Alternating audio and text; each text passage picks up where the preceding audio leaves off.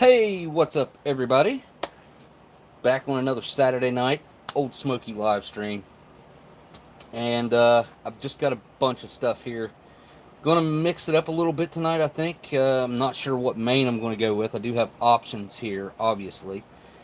Could be the Lithuanian main. I'm not sure what this one is. I looked it up a couple weeks ago. I can't remember what it was, though. I think it was like pork and groats or pork and rice, maybe. Can't remember. And channel 21 probably. Um, I've got this kasha main, I believe, beef kasha, Russian. This is definitely on the vintage side. This thing expired in 2017. And then there is a thing of, let's see, instant muesli in there, and I don't know what flavor it is. If it's like mixed fruit or something like that. There's quite a bit of stuff in here. This cracker's got to be tossed. Do I have any other crackers in here? Just the one pack. Hard keks. I don't know, but while I'm... No, never mind. Thought I was going to have a piece of chocolate, but I am not. I guess there's not more of the keks in there. Hard crackers. Anyway, banana chips. Tuna. Looks like lime and pepper. Probably. I'm sure that means lime. But yeah, we'll go through that and see what all's in there. And then this is a vintage chicken teriyaki with rice Mountain House main. And you can see, I actually prefer to hold on to the vintage ones. I know a lot of people like to rotate them out because I do have quite a few new ones as well. But I would rather just eat the new ones because all the older ones that I have, which this is going to be the case for everyone, the serving sizes are considerably larger. They have done nothing but shrink the serving sizes over the years, and when they do that, the price actually usually goes up as well. So it's a lose-lose whenever they do that. I remember about 3 years ago, they clearanced out everything Mountain House in all stores, Walmart and like Cabela's and all the places like that. They were trying to just get rid of what they had stock wise because they didn't want people to see older product, which doesn't look like this, but the older product on the shelves with the new product that they came out with. Now the packaging changed just a little bit, but the serving size was the big change for the Mountain House. So like I said, the newer stuff, smaller serving sizes. This is a full 1 cup serving size, and there's 2.5 servings in here. So let me look up. I'm curious now. Hang on. There we go.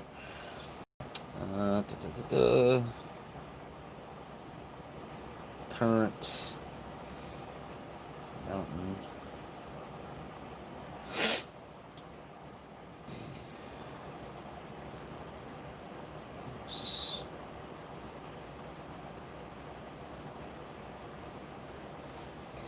Alright, there it is. Let's see how much is in the package.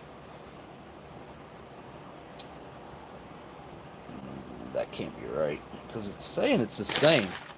5.01 ounces. 2.5 servings. I know they just changed this recently. This is looking more like it right here. But this is the Pro Pack. And it's at Cabela's, and it is... Yep, I knew it. I'll show you guys. I don't know if you can see it. Hang on. Whoops. Of course. Might just be right here in the description. It's not.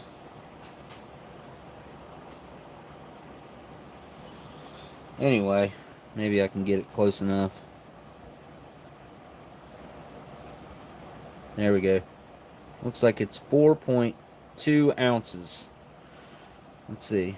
So they dropped 0.8 of an ounce, and they're still considering it 2.5 servings. So that means that they took the serving, or no, it's 2 servings. So they didn't take the serving size down, or the serving size down. They just have less servings in there. So they dropped that half an ounce out of there, and up the price too, actually, because these used to be like a little bit less than $8, and now they're like $9.50, $10. So up in price, you get less foods. Like I said, I like to typically keep the older mains I have. I probably got maybe, I don't know, I would say 20 of these older Mountain House packages, but like 3 of them are the milk, the blueberries with milk, or the milk with blueberries. So that doesn't really constitute a meal, in my opinion. The milk with blueberries is more, I mean, if you ate an entire pack for breakfast, I guess you could get by with that.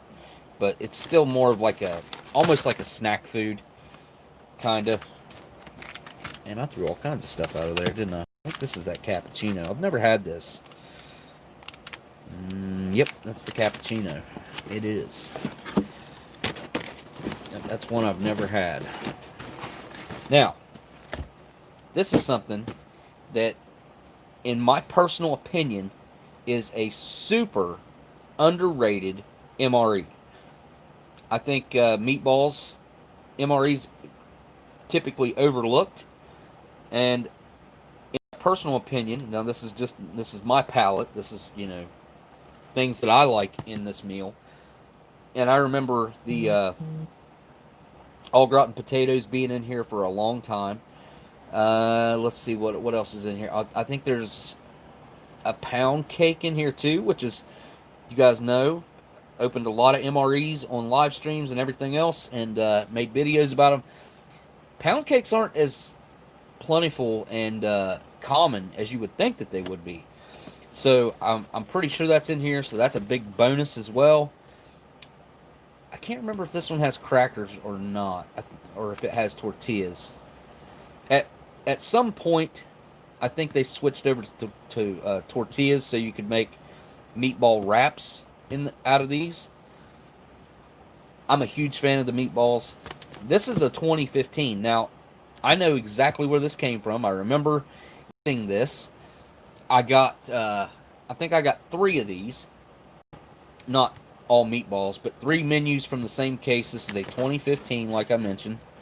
The 54th day of 2015. This right here came from Shocker71. If you guys don't know who Shocker is, go check out his channel. I'm pretty sure there's a link down in my description. But like 2 or 3, no, it's probably 3 years ago. It's probably 2017, so around July of 2017, Shocker sent me, I think it was 3 MREs. He sent them to me for my birthday, and this is one of them. And I still have another one. And the reason that I know is because the 2015s, I didn't have any 2015s. The only 2015s I had were from him. So, yeah, that came from Shocker. This is one that I bought on eBay probably about 5 years ago. And I always intended to review this. And I had it buried in an MRE box or something like that. I can't remember exactly what box it came out of. It might have been like an EverSafe box that I had it in. But this thing has been buried for years, and I just dug it out last week or week before. Maybe it was last week. And I always thought that this menu would be interesting to see what a beef enchilada in an MRE would look like, because I mean, I just don't think of an enchilada coming out of a retort pouch. But they made it happen. Now, this menu didn't stick around for very long, if I'm not mistaken. I think it was only around for a few years. Let me check on that, because I'm curious myself as to how long the beef enchilada was around. And, of course, my phone's not going to unlock. Okay.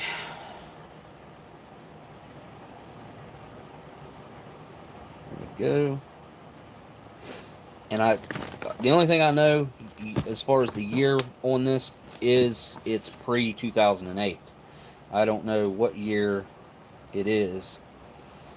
So I'll start with 2007 and see if beef enchilada is menu number 15. And it is.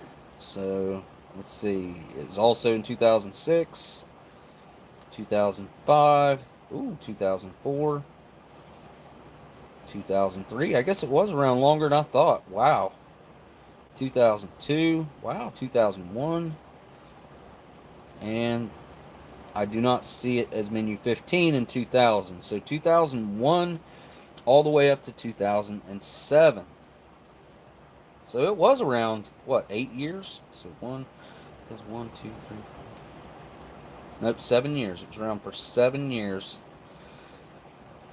Let's see here. I'm wondering if it's a different menu in the year 2000. I'm looking really quick here. I'll show you guys what I'm looking at. That way you're not looking at nothing. And I don't see beef enchilada in the year 2000. Chicken with cavatelli. I've always wanted to try that menu too. That's one I've never tried. It's like, it seems like it's like a chicken parm that's in a wrap or something. I could be wrong about that. I'm just going on like memory and seeing somebody else eat it at some point.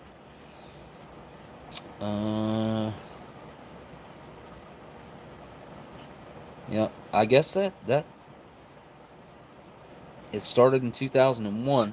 So let's go with just a random year of.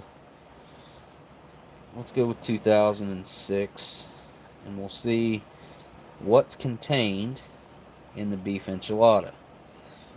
So we got refried beans, cookies, jalapeno cheese spread, which that's probably going to be funky, vegetable crackers, picante sauce, beverage base. We got chocolate fortified. Okay, so there's a hot cocoa in there. Red pepper, accessory packet A, spoon, and flameless ration heater.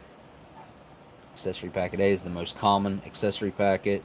Focus. There we go. Coffee, sugar, creamer, salt, chewing gum, blah, blah, blah. Alright, now I need to translate this really quick to see what main is in here and see if that's what we're going to open up for our main tonight. Pull out my translator here, because I do not remember. If anybody out there can read Lithuanian, you can tell me what that menu is before I get it translated. That'd be cool. I will keep an eye on the chat and say hello to a few folks. And I'm going to actually refer you guys over to look up a website, Ann and Allen. Ann, A-N-N, the symbol and, Allen.com. Ann and Allen. That's Miss Marilyn in the comments right here in the chat. And she makes gooey butter cakes. You guys, if you've never had one, I totally suggest ordering one from Miss Marilyn and having you one. Have her either cook you one and send it that way, or you can order the mix and make it yourself. She sells those as well. You guys seriously should check that out. I refer that because they are so awesome. They really are amazing. It's not just because it's Miss Marilyn. They're really that good. Let's see here. Translator. I never can find the translator when I need it. I may not even have it on here. Yeah, dude, there it is. Anybody tell me what that menu was before I translate it? Looks like a no on that.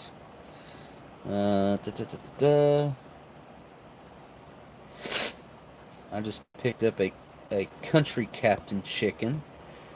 I can't remember what. I think that's like chicken parm. I think the country captain chicken is like chicken parm, if I'm not mistaken.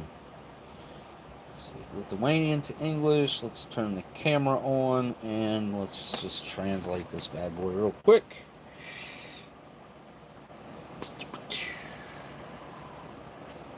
Stewed chicken.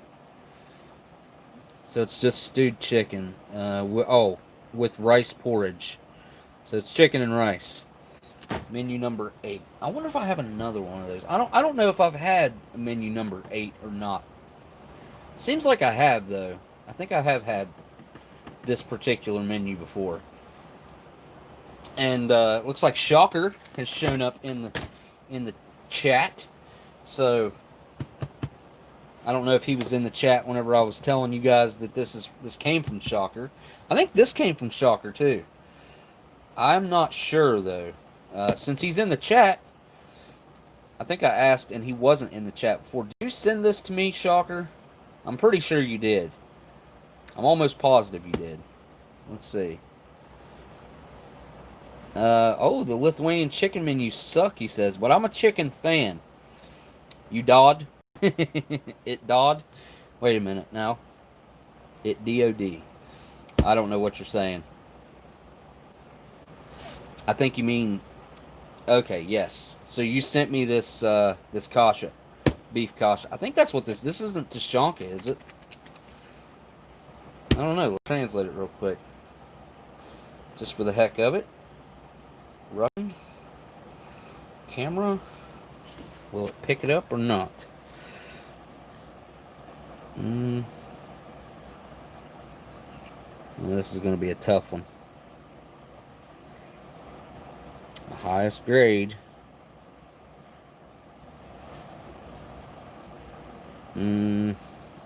Sheep. It's not going to... Maybe if I hold it back further.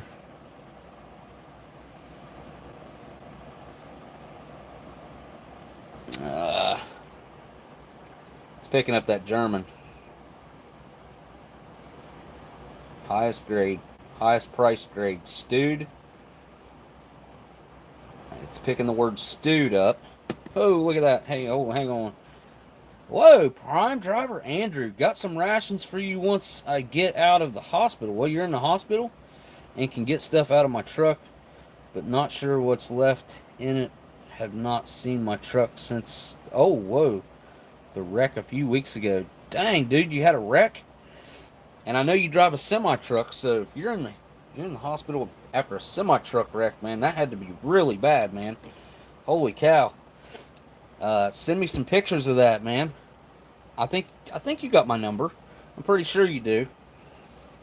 I think we texted back in the day. It's been a long time, but thank you for that super chat, Andrew.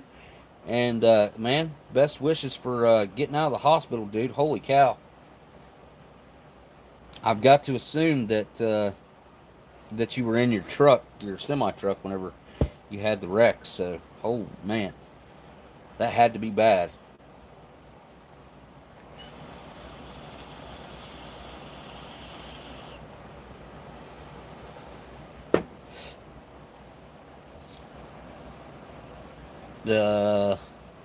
Aletha, you probably aren't talking to me there. So, there is my favorite Canadian buddy again, Carson says. I don't know if Smitty's made it into the chat or not. We got CT, Smitty, and BTemple, my Canadian brothers up there.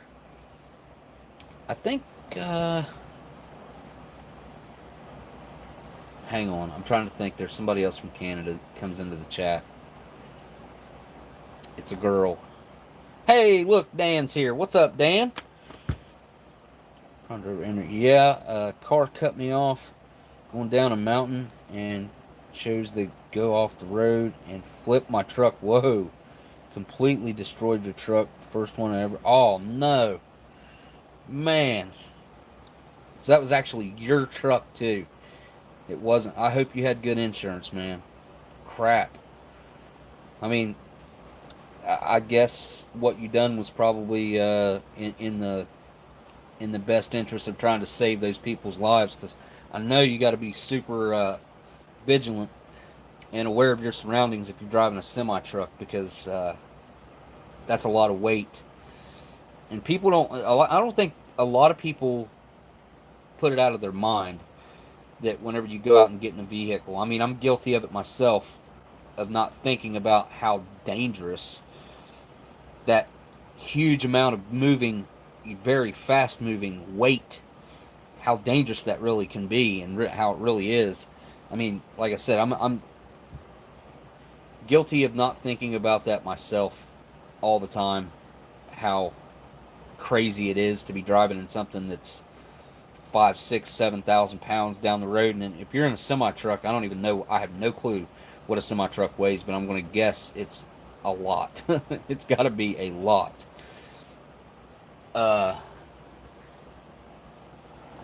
Hang on a second. Let me pull this truck down here. Did you send me a truck? I can't remember if this came from you or not. It may have. It's going to be hard for me to get it out of there.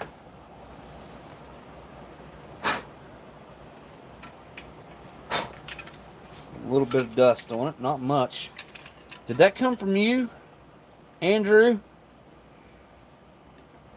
I'm going to watch the chat. Moyer and Sons.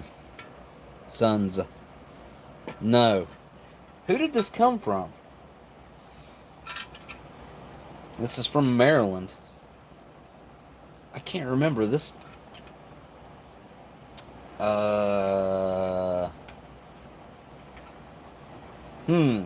Wow.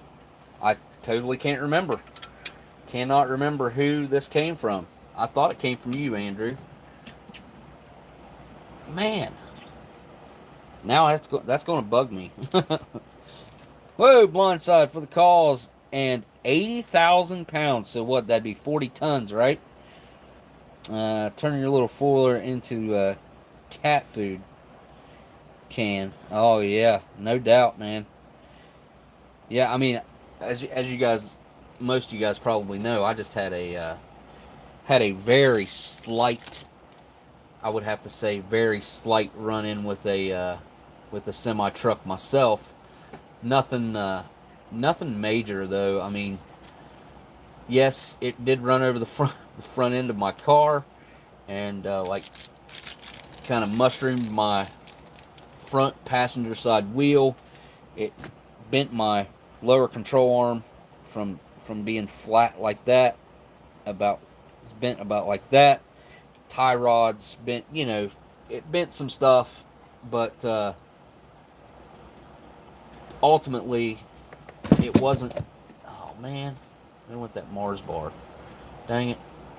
I'll have to get that later, guys. Get this truck out here some more so I can set this hand sanitizer from a distillery up there.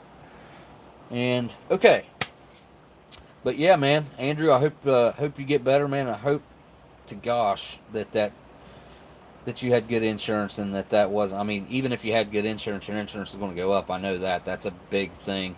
And that's whenever I had that run in with the semi truck, I tried to help that guy out and not turn it in on his insurance, because I knew what that would do to a big company's insurance like that. So CT says 46,000 pounds is the most I can haul. So if you're in an 80,000 pound truck, 40,000, it'd be a little bit less than 40,000 kilos. Yeah, because there's like I think it's like 2.3 pounds per kilo, right, guys? I think it's close to that, like 2.3 or 2.4, something like that.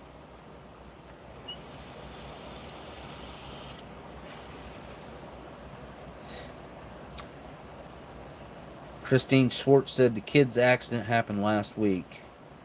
What did I miss in the chat there from Christine? By the way, thank you for that super chat, Blindside. I don't know if I said that or not, but definitely thank you for that super chat. Yeah, I mean, ultimately with what I had happen, I was pretty lucky, because it could have been a lot worse, and it sounded a lot worse when I was in my car too. Like knocked my passenger side mirror off, put some dents on the front end of my car. Nothing major. Looks like I'm not seeing anything there. Mrs. Schwartz. I think it's Schwartz, right? Yeah, Schwartz. I'm reading through. And Dan, I hope you're doing good over there in Australia. It should be morning time for you over there. Anyway, I'm definitely getting into the chat a lot. I got this. I think it's just one person that has commented a few times, and I've answered. They keep complaining about not having the chat if they rewatch the live stream, and I know it's easy to miss. But if you're rewatching this at some other time and the chat's not up, go right below the video and hit live chat, and you'll be able to see all the chat of all the folks that are commenting right now. And my conversation will make a lot more sense if you can read what's right here on your screen as the chat. Because without the chat, it doesn't make a whole lot of sense. The water haulers out here haul over 70,000 pounds worth of water each trip. I wonder if it's different on roads out west. Eeyore, I know you're out west, but typically I think there's a weight limit on the roads, and if you count the truck plus what they're hauling, but you got to distribute that over the wheels too. I'm not sure what the maximum weight is. Can't remember. I used to know that.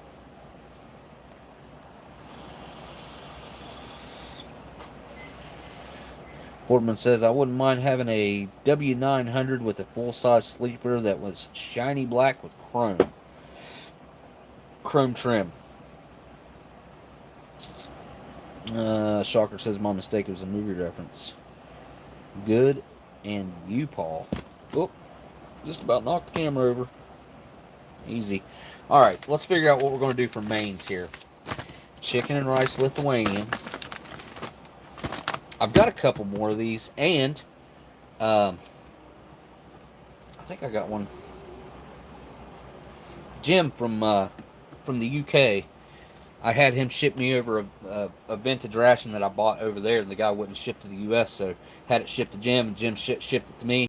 He sent me one of these as like an extra bonus, which was awesome, and he also sent me a current 2019 data production ORP, which are now in bags, which I'm sure a lot of you guys already know that, but sent me a brand new current ORP and also the ORP stove, or the UK military stove, and I've been wanting one of those forever, but yeah, he sent me one. I don't know what menu the one he sent me is, but yeah, like I was saying earlier, super underrated menu. The chicken teriyaki is really good, which I would probably, if I eat this, I'm only going to eat like a little bit less than half of it probably, because the serving size on this is legit, like, for me anyways. I mean, I know some people could sit down and eat this entire thing, but even if that was all you were eating, that would still be a crap ton of food. Oh, you know what? I always forget to go to live chat. Whoa, CT, truck and trailer weighs 34,000 pounds. Wow, really? 34? Wait a minute, 34. I guess you mean 34,000 pounds, or is it 34 tons? I can haul 46, which equals 80. Oh, okay. We can haul a lot. What, really? You can haul lots more in Canada. I'll be daggone. So 80,000 pounds is the max weight limit down here in the U.S. I'll be daggone. Did I? Yep. Oh, yep. Live chat. Nope. Yep. Okay. That's what I need to be at. Okay. What would you guys like to see as far as the main goes? I wouldn't mind having the muesli out of that either. Kind of in the mood for something like that.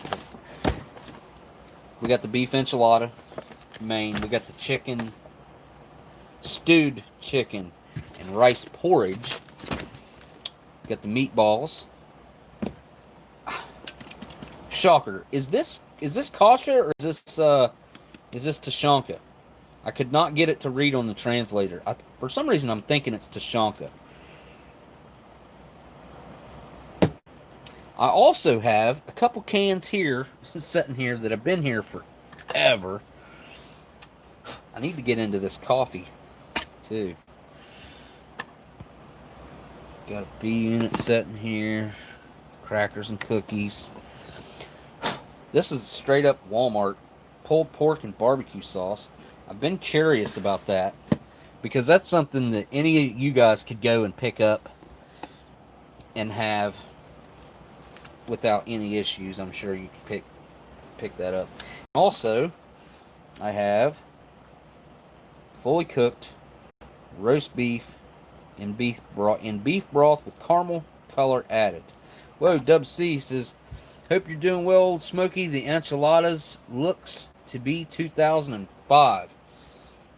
Well, how could you tell that it's 2005? I am super curious now. Because 2005, huh? I don't see any date on here. Unless maybe I found one last time. Let's see. Is there a really faint date code on here somewhere? I don't think Miracle stamped the dates on here. Am I missing something here?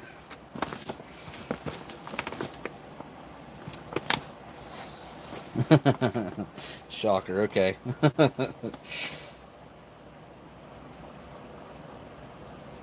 I know Ameriqual did the different style bags from, let's see, was it 2000?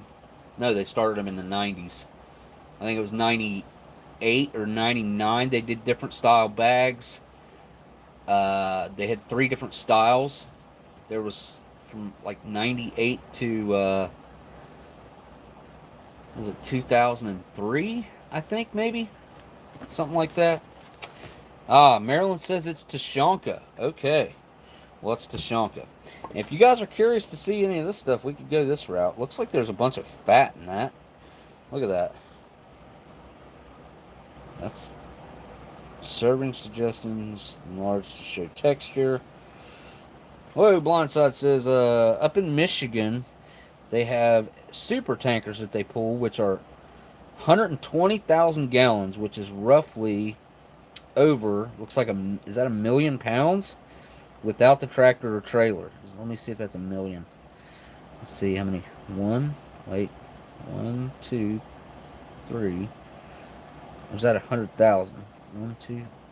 I can't read how many zeros that has. I think it's 100,000. 1, 2, 3.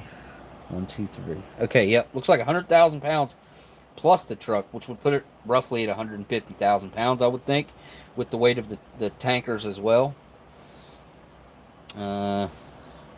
My eyes need check. It's real, dude. The chat's like that big on my screen. It's a little tiny. Having to count the numbers. Last time I had my eyes checked, I was better than 2020. I was like 25, I think.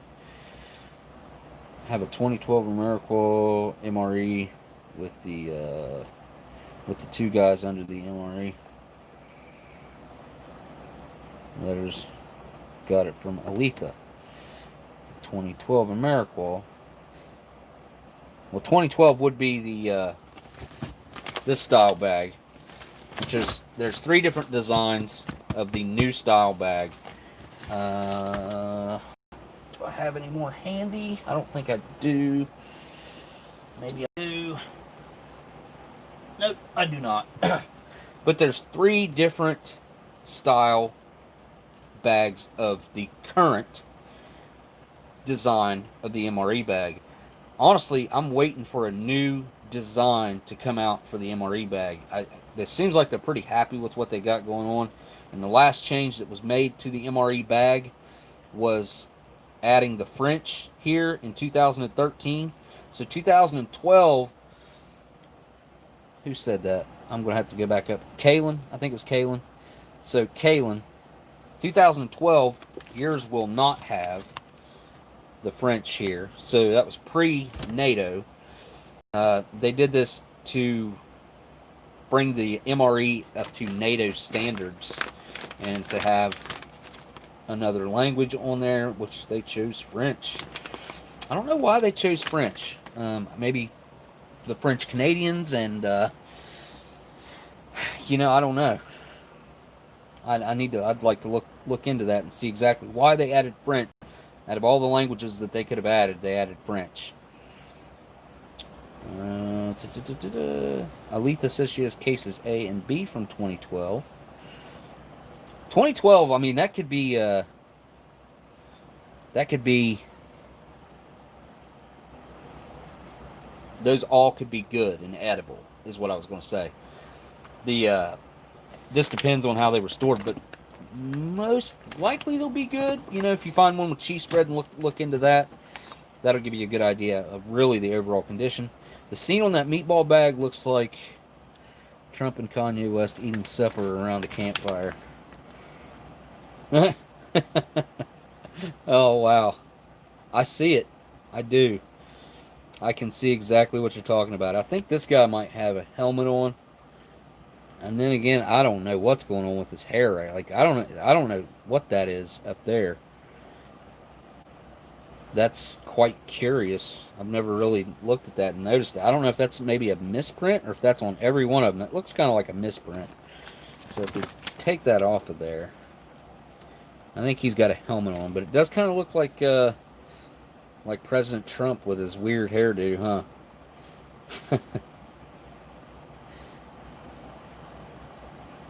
Can't be unseen now. I saw that meme a few weeks ago. I've never heard that, but yeah, that makes sense, man. Like if you could, which I might even be able to do this myself, uh, like cut and paste Kanye's head right there, make it fit, and cut and paste a Trump sideways profile picture right there. That could be really good. CT says, "Happy birthday, Aletha." Happy birthday, Aletha. Well, thank you for the super chat, CT, and definitely. Marilyn says NATO approved, right? Yes, NATO approved. I don't know if you're talking about this MRE, but that would be correct on this. Gunner says yes, just in time. But yeah, that is an idea. I'm going to see if I can figure out how to do that. And I'd like to look into the designs too. Like just find out a little bit more information on who came up with the designs, if it was just strictly military, if they had some kind of, maybe some kind of contest, or exactly where this picture came from, if there's an original picture of that, if it's just a piece of art that somebody came up with. I bet you this probably came from a picture. Could be wrong about that, but it very well could have, in my opinion. And anybody who's in here, if you enjoy what happens on these live streams, hit that thumbs up or down. Now, I'm going to ask you guys, got many different options sitting out here. You probably can't even see them all, of what we can do for mains. Looks like we got Tashanka right here. Get rid of these crackers. I'm not opening that right now. I've got pulled pork in barbecue sauce. Again, the reason I put these out here is because this is something shelf stable. You can store it, and it's something that anybody can go pick up from your good old Walmart because it's great value brand. And then we have the roast beef, fully cooked roast beef in beef broth, caramel color added. In here there is we'll go through this and see what all's in here, but I do know that there is a muesli main in here. Sparrow 9612 says pulled pork barbecue sounds good. It does actually sound pretty good. I think there's a pretty substantial serving here. We're talking 12 ounces, so that's 1.5 MRE mains. So that would be a serving and a half of a typical MRE, which is a good bit of food. And we have the chicken teriyaki. We have one of the most underrated MREs in my personal opinion. This overall meal is an outstanding meal. I like the components that are in here. Again, that's my personal palate, that's my personal preference, but I do think this is one highly underrated MRE. We got the stewed chicken with rice porridge and a pre-2008 beef enchilada that I picked up on eBay like 5 or so years ago roughly. And it seems like I got a new one off the same lady. It was a lady that I bought these from. I got another one that was pre-2008, and then I got a couple that were like 2012 or 13s from her. And I also bought 4 1992s from her. She had MREs spanning a long time, like from 92 to 2012, a 20-year span.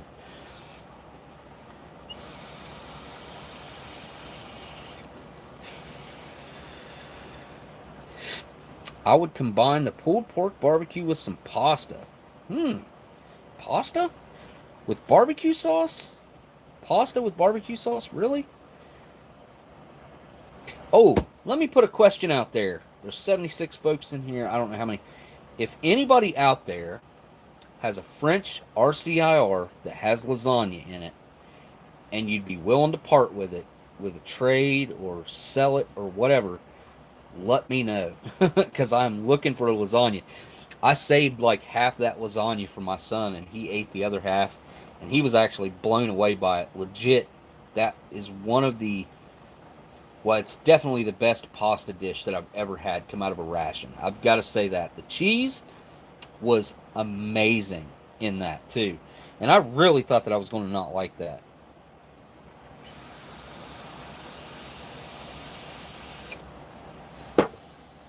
Sounds like we're going to have enchiladas tonight. What else are we going to have? We're going to have something else to go along with it. Well, let's see what's... I looked up what's in that.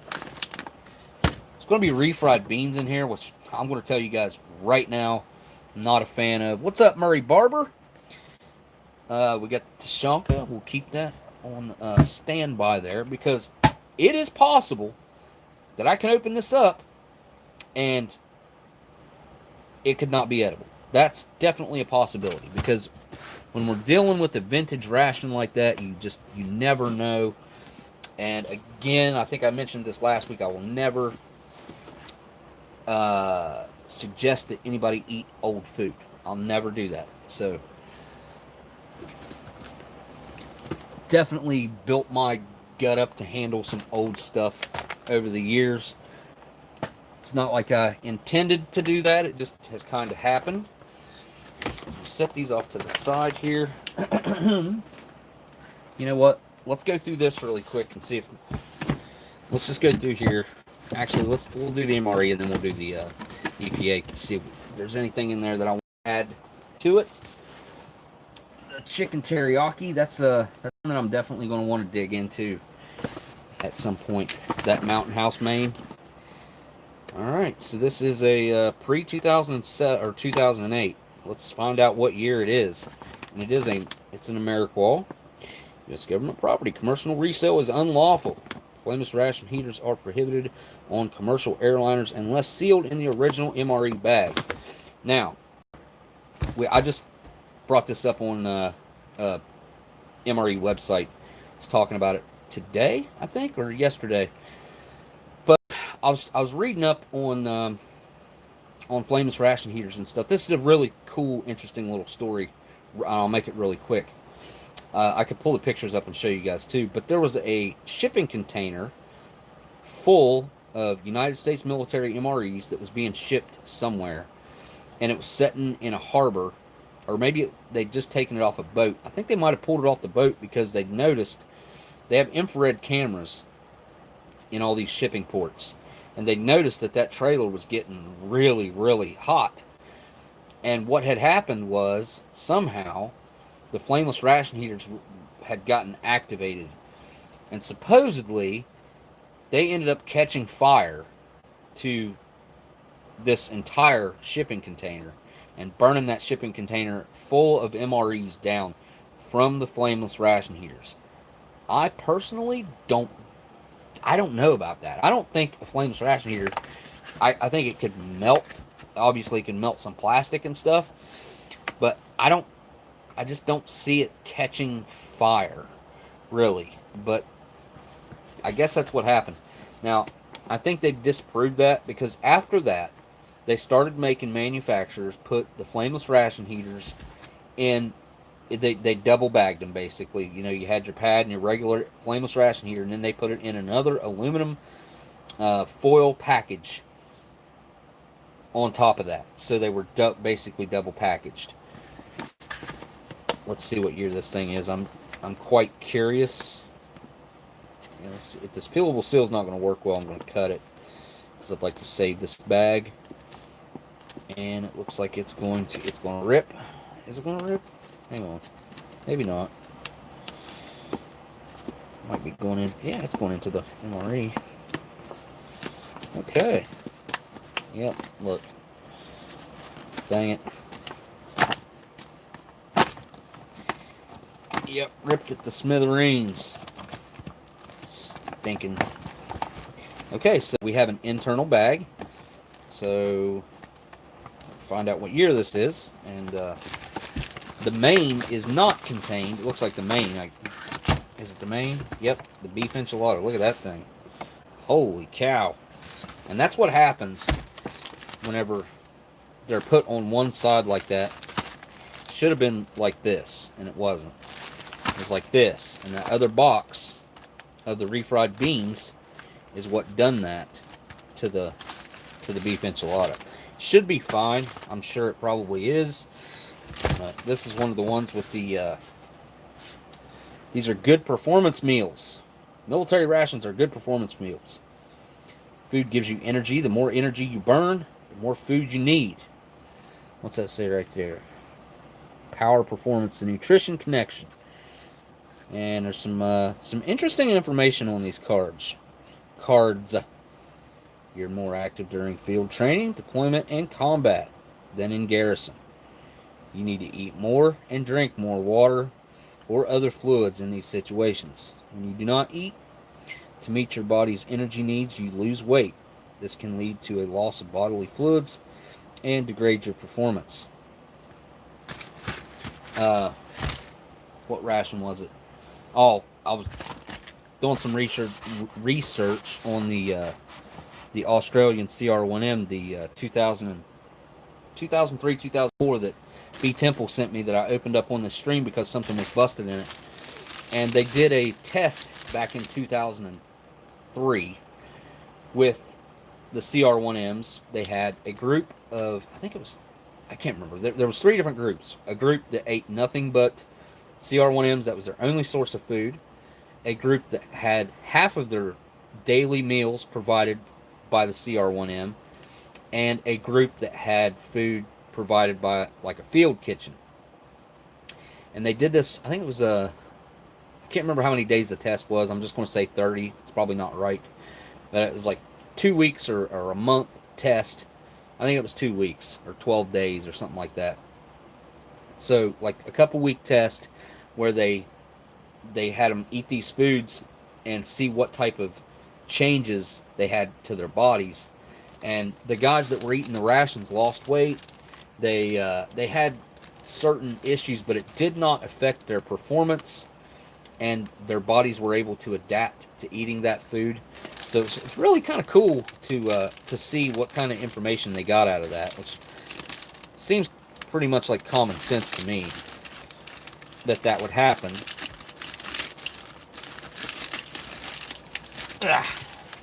Wait a minute. Let's find out what year this is.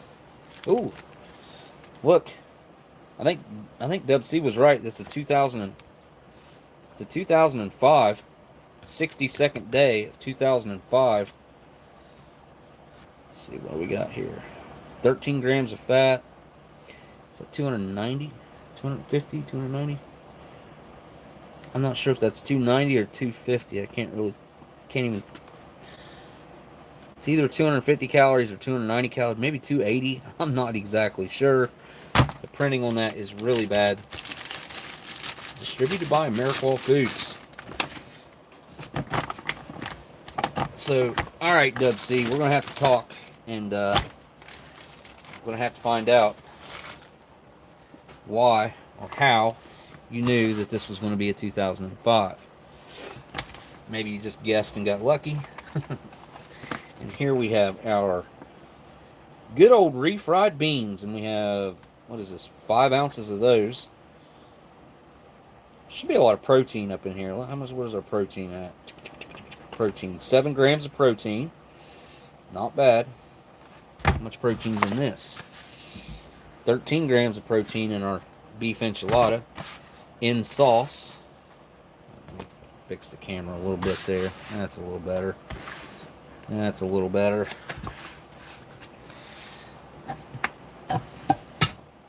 Cans.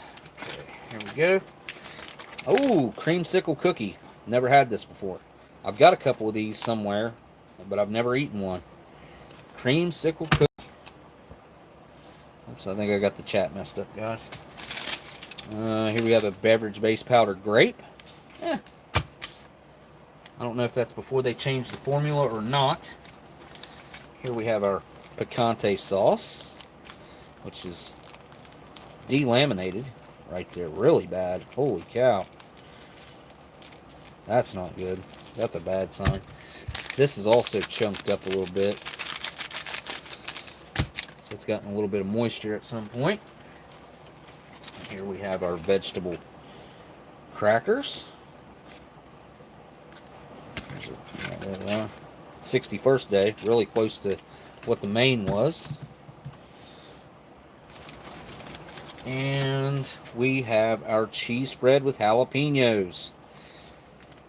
15-year-old cheese spread with jalapenos. It's solid as a rock. It's also delaminating on the back. Can you guys hear it? I'm sure you... Oh, whoa, hey now. I'm sure you can. Oh, no. Ah! Oh. Alright. Well. So, there's the cheese spread. And, oh, yeah. That smells really bad. Huh. That, you see that? Look, it ripped right there where that delamination was. Alright, I gotta go get rid of this. You guys gonna have to give me a second. I gotta go to the trash can. I can't just dispose of this right here. Rinse my hand off too. It stinks.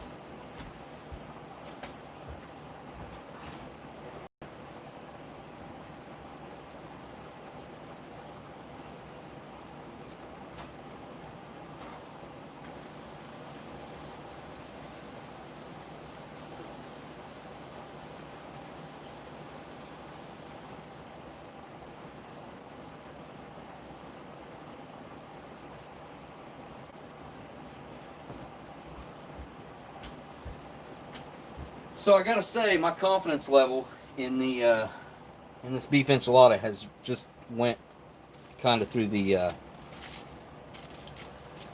floor.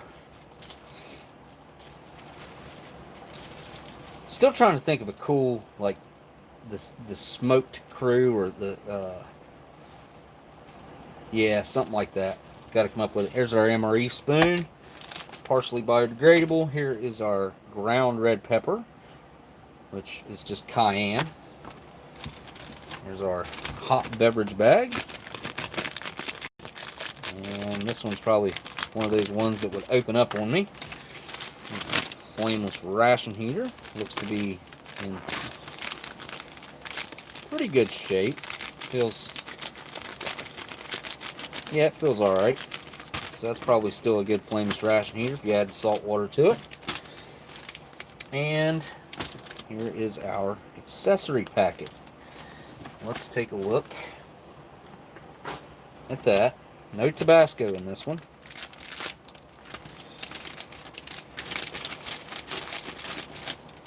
With these old ones, that's kind of uncommon.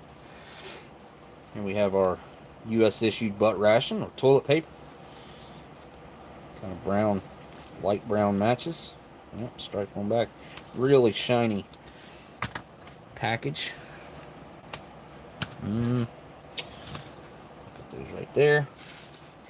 We have our red Taster's Choice coffee, which actually, wasn't I supposed to have a cocoa beverage powder in here too? I thought I was.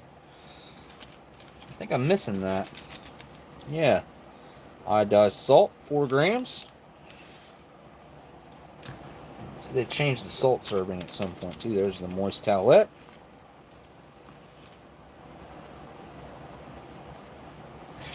Here is our non-dairy creamer. Non-dairy dry. Creamer. Non-dairy dry. For coffee or tea. 4 grams net weight. Dissolved contents into 1/3 canteen cup or 8 ounces. It's funny. They put 8 ounces on for this. But the coffee's always for 6 ounces, which I don't think... Yep, right there. Add 6 fluid ounces of boiling water. Stir. Microwave heat 6 fluid ounces and blah blah blah. Curious to see if that's any good. And there is our gum. That's the last thing in the accessory packet. It's yellowed a little bit. Oh, that's not good at all. I'm out of here. It was great to meet Dub C tonight. What an awesome dude. Oh, CT, I didn't know you hadn't met Dub yet. Huh. Well, I mean, you know, online met, but you know what I mean. Or did you meet him?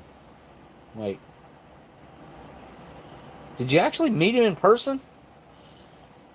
Safe travel, CT. Did you bandage on the burn? Did you bandage on the burn? James Ortiz, huh? Thanks, CT. Good night, CT. Safe journey. Hope to see you Monday. Sunshine Side of Life. Sunshine says, hope to see you. Maryland Skull says, yes, he did. Oh, we had pizza in Michigan. Oh, cool. I didn't know you was up in Michigan, Dub C. Man, look at that. That is weird. It's like wet gum. I've never had gum do this before. This is a this is a first for me. Oh, Sparrow got a burn. Okay. Yeah, this is a really bad sign. I gotta say. I'll tell you what. Let's take a look inside of here.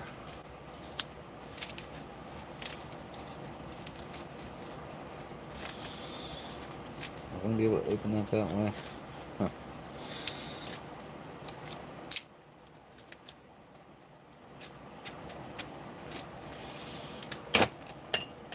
Oops. Yikes. I'm curious. This is looking okay so far. Huh. Look at that. A good red Taster's Choice.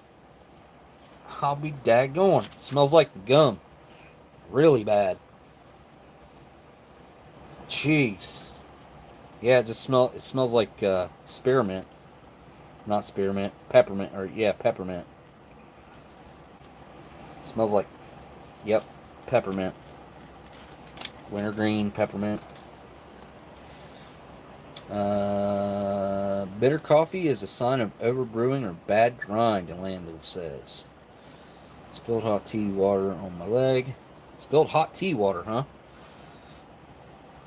Alright, so,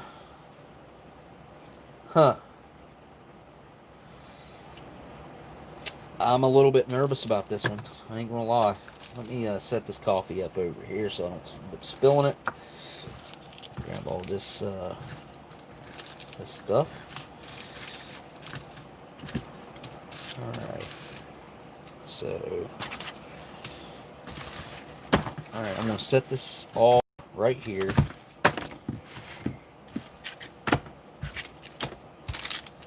Kind of out of the way.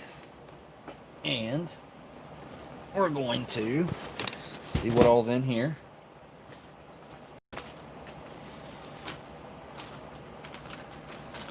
Oh. Something else that I came across today was some Canadian flameless ration heaters, which is cool. What is that? Oh, that's cheese. Oh, man. Dude. It's even on the screen of my camera.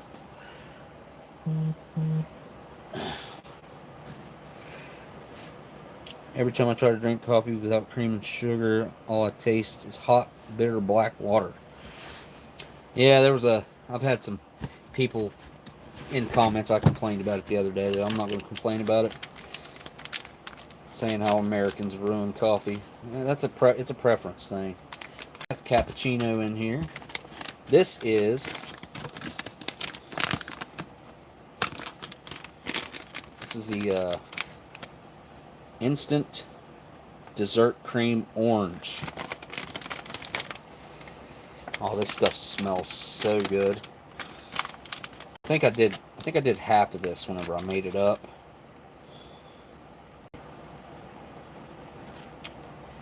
It's supposed to take 100 milliliters of water, so I must have done like 50 milliliter. There's like the hot cheese butter stuff. I wonder if it's still any good. Probably not, since it's been opened. Yeah, these are definitely no good. Oh, they're actually still hard. I thought they'd be soft. Yeah, never mind, they're soft. Or is that the packaging inside that I'm feeling? They're probably no good. I'll check them though. Here we have the tuna, which I think is lime. We got some banana chips. Banana chips. Is this sugar? Probably sugar. Got a couple of the wet wipes here, which I love having that Maltese cross on there. Those just look awesome. They got a mean look to their wet wipes. That is also a wet wipe. I think this is more for cleaning your hands, and this one's probably for cleaning up like your mess kit and whatnot. Let's see. We have this is grapefruit. Wait a minute. Nope. Citron, like citrus maybe? And that's grapefruit. I don't know what that is. Citron. Huh. I don't know why I kept those in there. This is a coffee, which makes a huge cup of coffee. How much water does it say to add to this bad boy? It takes a lot. It's like, this is coffee extract, which is extremely strong. Where does it say how much water this takes? Huh. Wait a minute. Is this coffee whitener? This might be the coffee whitener. It's got 360 K calories. I don't know. I think that's coffee whitener. This is the gum, which I never opened, it looks like. Oh, yeah, I did. No, I didn't. Huh. Never opened the gum.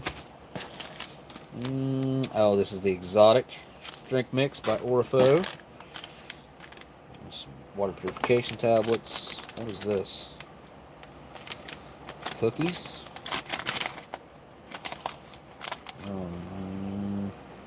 Little chocolate cookies. Oh, these are still good. Awesome. These are like very similar to Cookie Crisp. The cereal. I could add milk to those and be happy.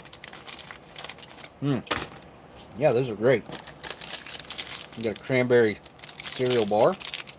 These are awesome as well. Really good stuff.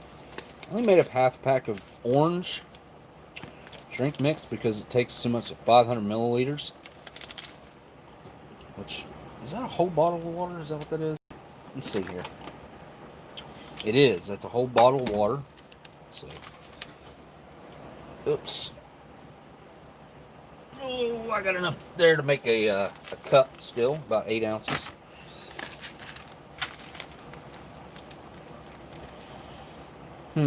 What is that? What's that? That is not out of this. This is Polish. That's one of those tea drinks, like a little spoon. Yeah, water purification tablets. I don't know what those are out of. Is that out of the Polish too? I guess. There's a little tiny Polish spoon. I don't know where this came from. Came off a single meal, or I don't know. No idea where that came from. It's like that's a apricot jelly. Jam, jelly, whatever. Get a couple packages of salt there. Get the matches. I'll have to get you some more off-the-wall drinks. Oh, dude, I meant to throw one. I still have 3 that you gave me last time. And I meant to throw one in the fridge earlier because I have one tonight. And I totally forgot about it till you just said that. My bad. But thanks for that super chat, man. And yeah, man, I still got enough in there. Definitely, I could do three straight weeks with what you got in there. These matches are awesome, by the way.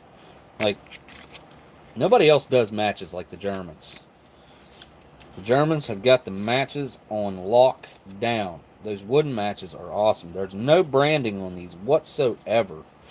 Now, these did come in an external package, which probably did have the company manufacturer name on them, if I'm not mistaken. Probably. Ah, here we go. There's coffee extract and tea extract. Like, this feels empty. It feels like there's nothing in it at all. It's weird because, I mean, that makes 450 milliliters, which is basically 16 ounces. And it feels like look, 1.2 grams of powder in there. But you can't, like, if you spread that out a little bit, you can't even feel it in there. And then the coffee here is 3.5 grams, which makes, it says it only makes 300 milliliters. Huh. Or is that 300 milliliters? What does that mean? It seems like it makes more than 300 milliliters. I thought it did. Maybe the old one made more than 300 milliliters. 300 milliliters would be like what? Like 10, 12 ounce coffee? Still quite a bit, even if that's all it is. So this one's 450 and this one's only 300 for the coffee. Huh. I wonder if I opened this. If I did, it's going to be a disaster. This will be a moldy mess. Nope. I didn't open it. So here we have the bread. It's the German can of bread. Just like a really heavy grain, like rye bread. Again, thanks for that super chat there, Blindside. Yeah, man. There, I saved the chocolate bar, Orfo chocolate bar. And that, I can't remember what this is. It's definitely not out of this German. I can't remember what that's out of, though. It's those Super C's watermelon flavor. These things are awesome, though. Really nice little jolt of vitamin C. And we have the travel lunch. Instant muesli. Is this... It's just muesli? Hang on. Let's see what flavor this is. I still have my translator open. These little cookies are awesome. German. Here we go. Camera. Let's see here. Oh, Swiss style. Ingredients: oat flakes, wheat flakes, dried fruit mixtures 10%, and variable composition of freeze-dried apple pieces, freeze-dried apricot pieces. So apple and apricot. We got rice flour, sugar, chocolate flakes. Oh, cool. There's chocolate flakes in this. Huh. Interesting. You know what? Why not? I'm going to have that tonight, too. Breakfast thing. We'll leave the cookies out to put in that muesli. Why not? Go ahead and make that orange drink. That goes good with, like, breakfast stuff. I guess I could put the banana chips in there, too. Which those would never soften up, so they're more of a, which this apricot jam would go good in the muesli, too, if it needed it. And a cereal bar is good breakfast food again. Tuna has no place near that. Oh, yeah, I forgot about this. The instant dessert cream.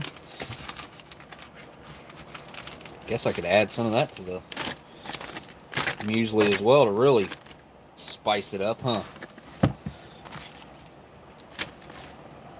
I gotta have another couple of these cookies. These things are awesome.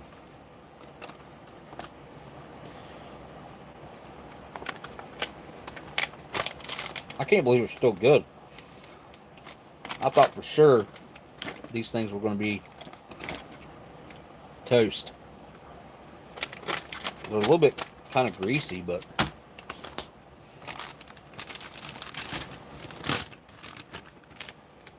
Oh, yep. I don't even need to. I don't need to go any further. That's a very. I shouldn't have smelled that while I was eating them cookies, because that just smells like rancid oils. So those crackers are shot. So that's trash now. Okay. Beef enchilada. It's going to go, and refried beans. We're going to throw this into boil. Oh man. It's delaminating too. No delamination on this side, but there's those lines I was talking about. It's got to be from sitting on the rack. Here's our beef enchilada. It's another one of those retorts with a belly, I would say. I would call it a bellied retort. I don't know the official name, but it's definitely got a belly on it. Alright.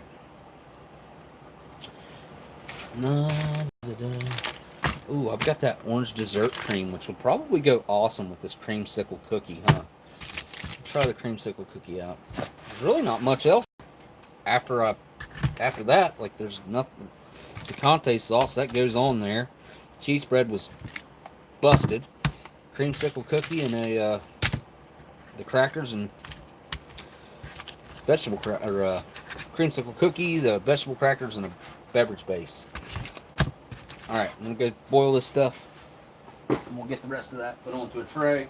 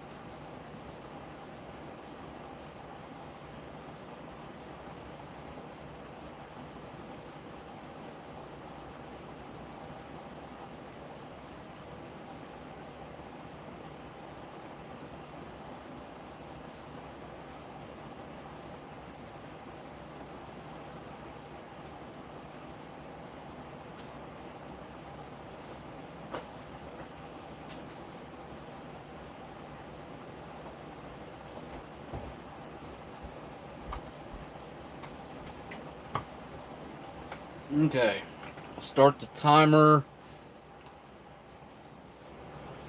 Be 108.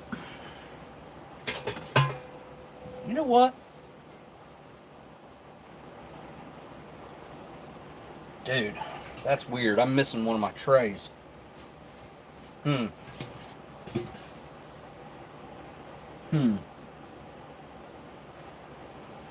That's not good. Both of my trays are quite important to me.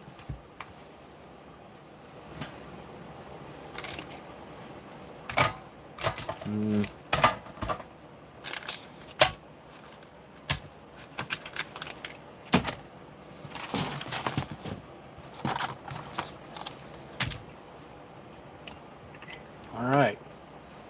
Drink mixes. Start with the grape.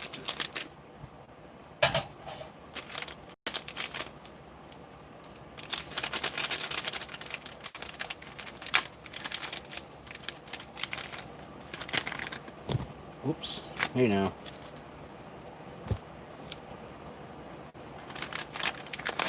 Chat is gone. Where's the chat?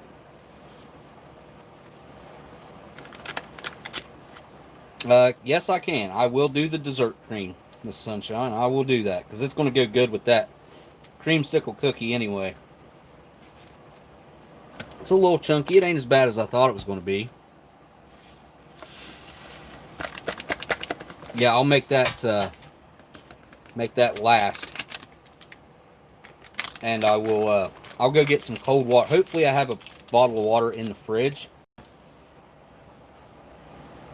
Because I think, for that dessert cream, I think the colder the better, as far as the water goes. I think that stuff mixed up easily. I can't remember. It's probably been a year since since I opened that ration. Alright. Dump whatever water's in here into here. And I've got to go get bottles of water.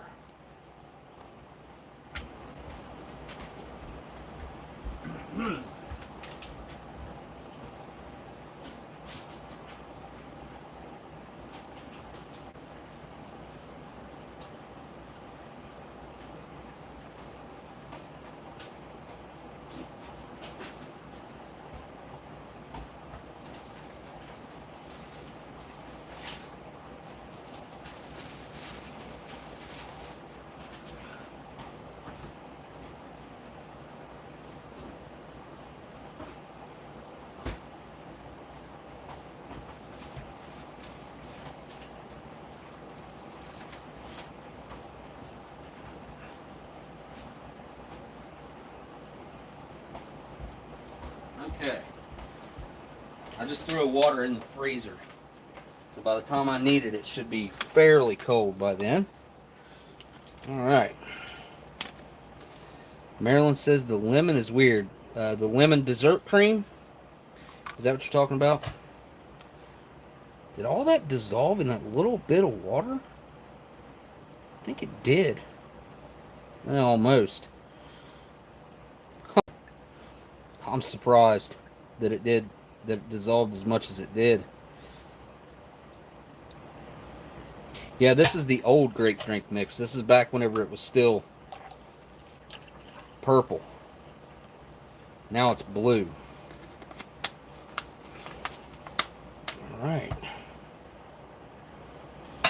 Mix that up in a second. Let's get the orange. This should be about half a bottle of water, I think, right?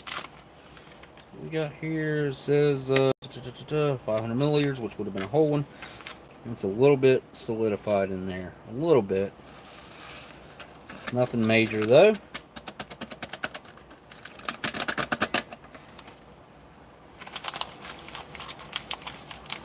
I want to try this dry.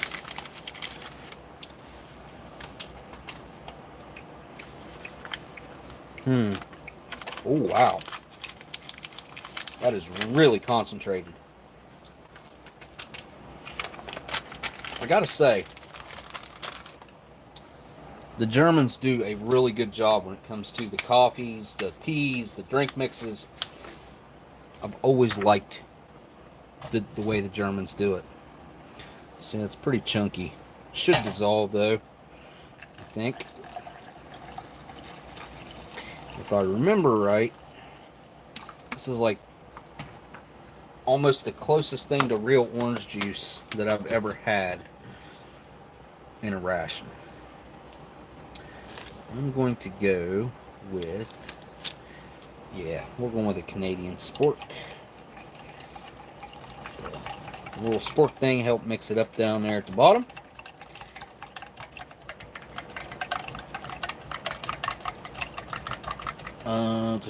Sunshine, I'm not worried about the money. When you want something, you get it.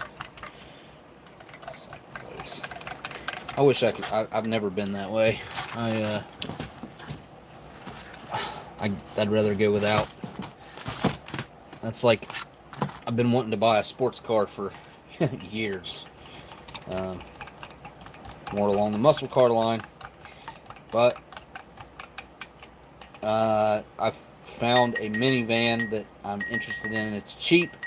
I think I can get it for like $4,000, and it's really nice for what it is. And that's, I mean, it just makes more sense for me to do that right now. My current situation.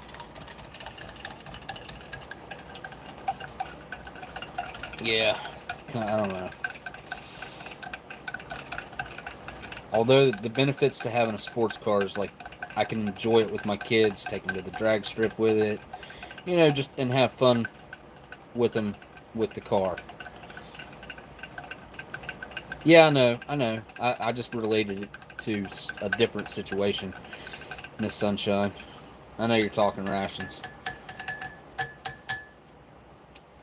But I'm the same way with rations, too. I'm just the same way altogether. All right, I'm 2 minutes over. Let me go grab those out of the water.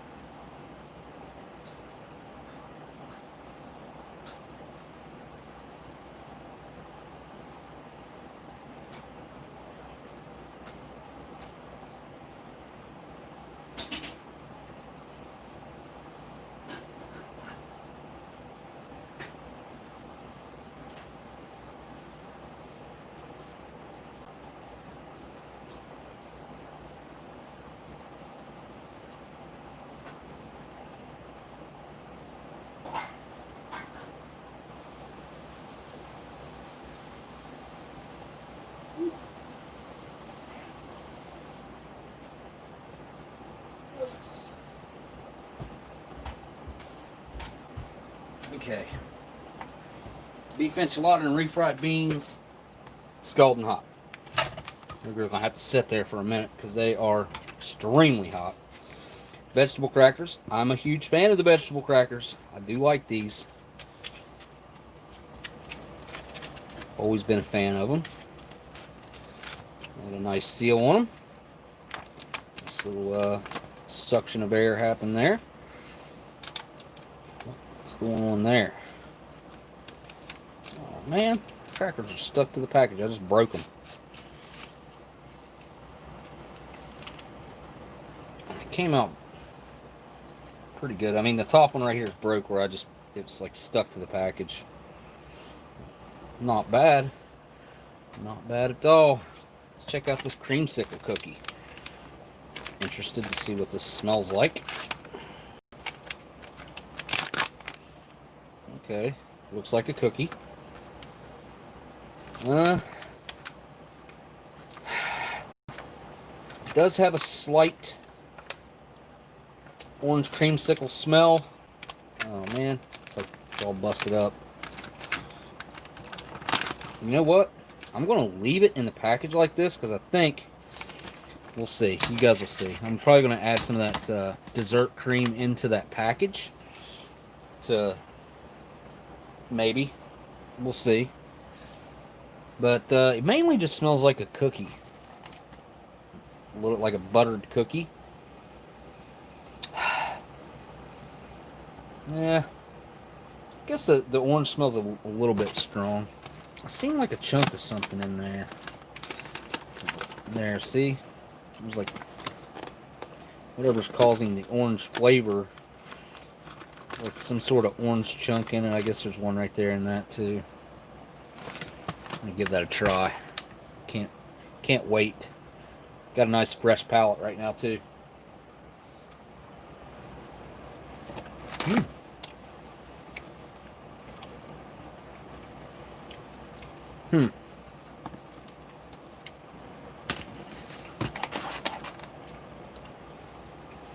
It's like a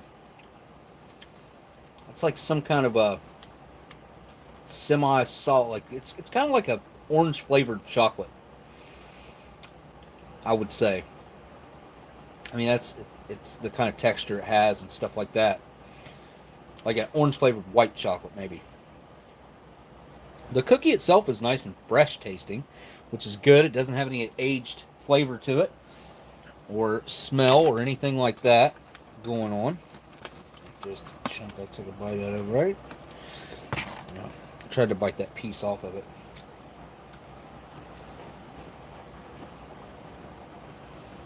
Very crunchy. Kind of reminds me of like a shortbread cookie with that little bit of orange flavor added. It's not bad. Kind of like that, actually. I like it more than I thought I was going to like it. Okay. There's the beef enchilada. Refried beans up there. Let's see. Oh, no. Look at that. That is not good. Oh, man. Really? I don't know, guys. I'm definitely having reservations now. Huh. Well, I can smell the beef enchilada through the plastic. Well, have you ever wondered what the inside of a retort pouch looked like? There you go. It's a perfect representation of the two layers, the two main layers of a retort pouch. You got the inside plastic layer, and then you have the outside multi-layered, like thick aluminum foil layer, which is also plastic lined again. Looks like up here, looks like, yeah, there's another plastic layer on that. That or that's grease. Or no, that's probably glue, actually. Maybe that's what I'm smelling.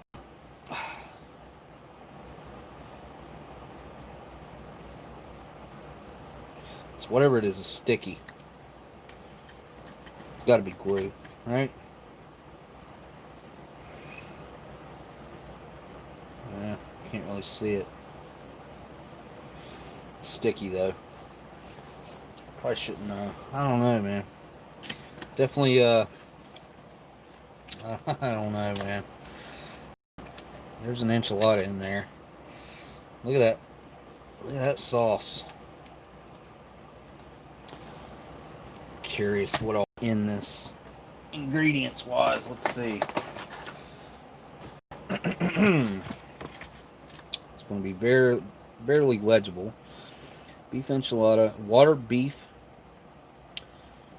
Water's first ingredient, and beef water, textured soy protein, concentrate, textured vegetable protein, soy flour, caramel color, salt, black pepper, soybean, less than 2% of the following modified starch, food starch, onion powder, ground cumin, chili powder, spices, tortilla, cornmeal, water, cellulose gum, potassium sorbate, a trace of lime, tomatoes, water, chili peppers. Did I skip a line? I think I did. Something lectin. Paprika, beef base, roast beef including beef juices, autolyzed yeast extract, hydrolyzed soy protein, potato flour, dry wheat, dehydrated garlic, and not more than 2% of sodium. Can't read that because of the printing. Illuminate added as a free flow agent, and garlic powder.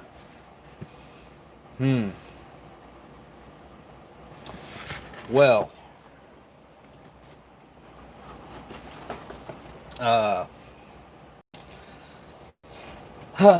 I'm thinking about a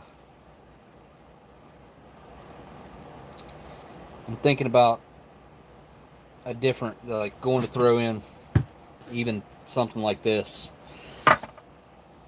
just to have it as a, because I'm sure that main's going to be rough. Maybe the pulled pork.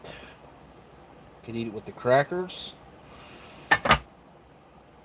I wish there was tortillas in here. Which, I mean, this is a tortilla itself. I'm going to cut this open. We're going to see. I'm not going to cut it open. I'm going to rip it open. I mean, it's cool to see the retort pouch like that, though. I got to say, that's a cool... Okay, look, check this out. See? There's another plastic layer right there. Multiple layers here. There's multiple layers of the foil as well. I don't know if I can show you that or not, but there is. And then there's obviously at least 2 layers of this plastic. It's pretty cool.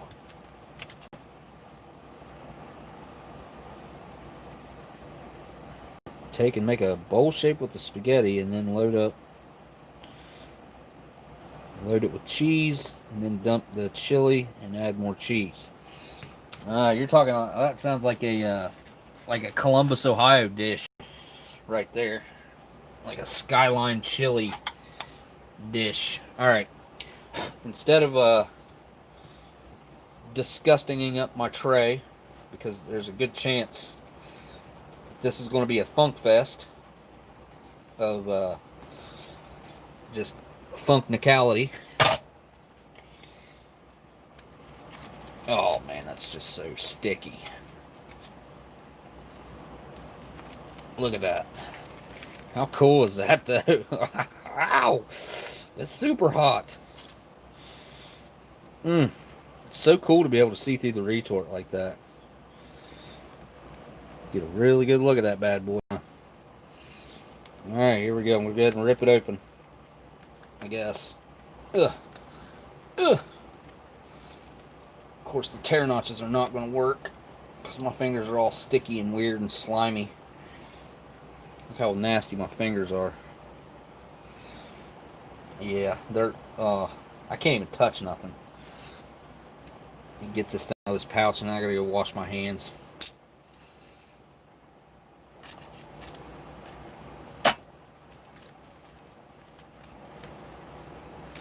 Come on, get off of there. Alright, heck with it. Ow, it's hot. Oh.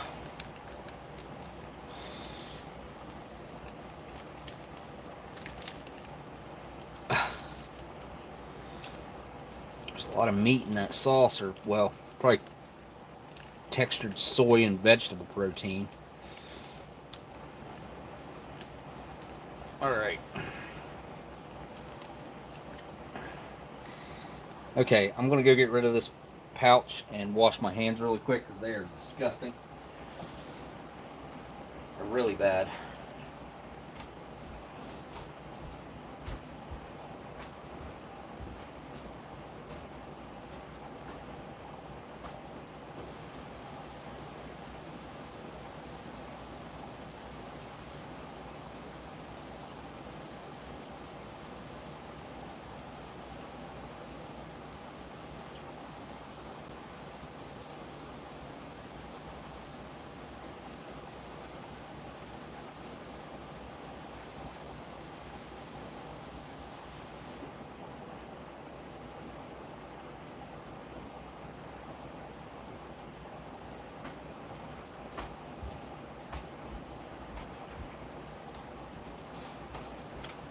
Okay, alright. So I did private that live stream from last week, just in case anybody wondered about that. Because I got a little bit, I don't know. Well, I don't know. Maybe, I don't know. A little political, maybe? I don't know. I try not to do that. So maybe, I can't remember. Maybe I got a little personal. I don't know. I just remember saying I was going to do it, so I ended up doing it. Didn't rewatch it. Let's see what we got going on here. Wow. That's just... There's inside. It is supposed to be beef, after all. Does have a really spicy beef scent to it. I'm going to try a little bit of that off the spoon. Alright, here we go. Down the hatch.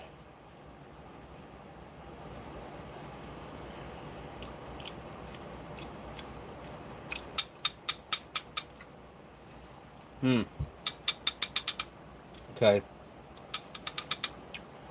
So, it tastes old.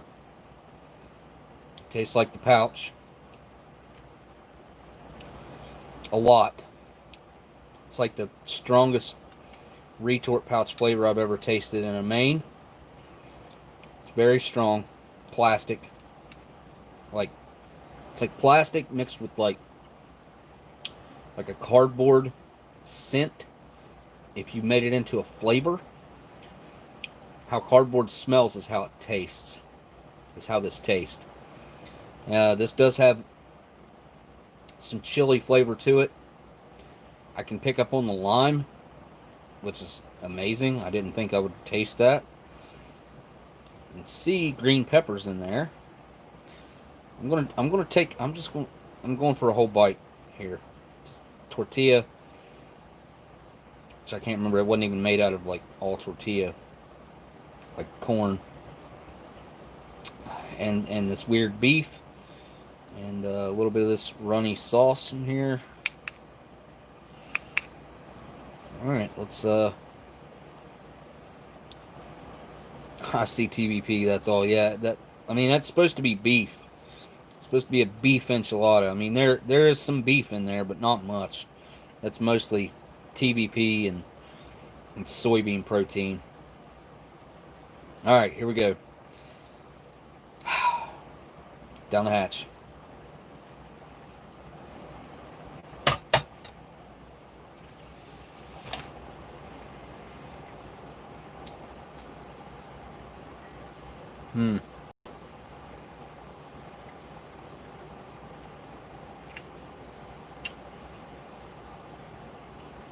All right, through all the funk and all the weird flavors, I could see where this would be good. It does have a strong chili flavor. Straight up chili powder.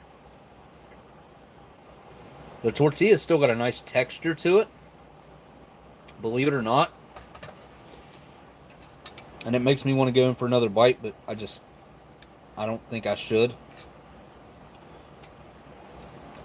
I'll probably be okay eating that bite. I don't know, man. This is one of the weirder ones I've ever ate, as far as risk level and like also flavor. One that's kind of telling me not to eat it, as far as what kind of senses are going off in my brain.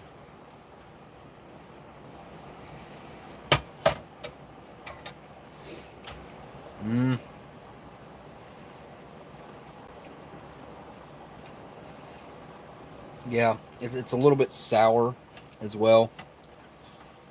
So there's definitely something off about it. Well, that helped a lot. Let's just see here. This will probably be the last bite that I take of this. What is that? What is that? A tomato? I don't know. Doesn't matter. Put it on there. A little bit of that. Yeah, a little bit of that. A little bit of that over there. That sauce. Let's see what it's like on this cracker. That cracker really cut through that weird funky flavor that's going on in there a lot.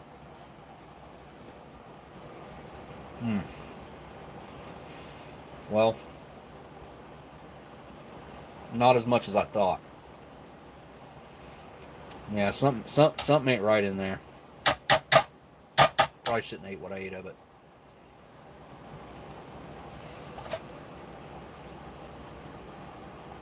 That doesn't look very good, does it? Well, you know what? Pulled pork. I'm going to go heat this up.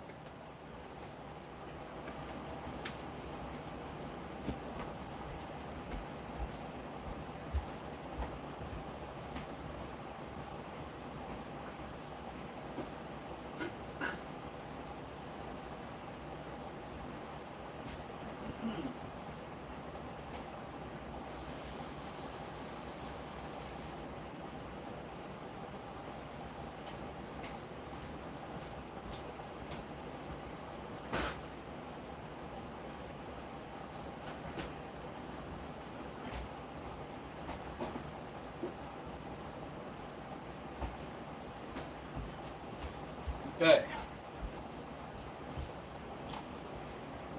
Got the main happening. There's cold water now. And I would use P38 to open that, but it's going to be super hot.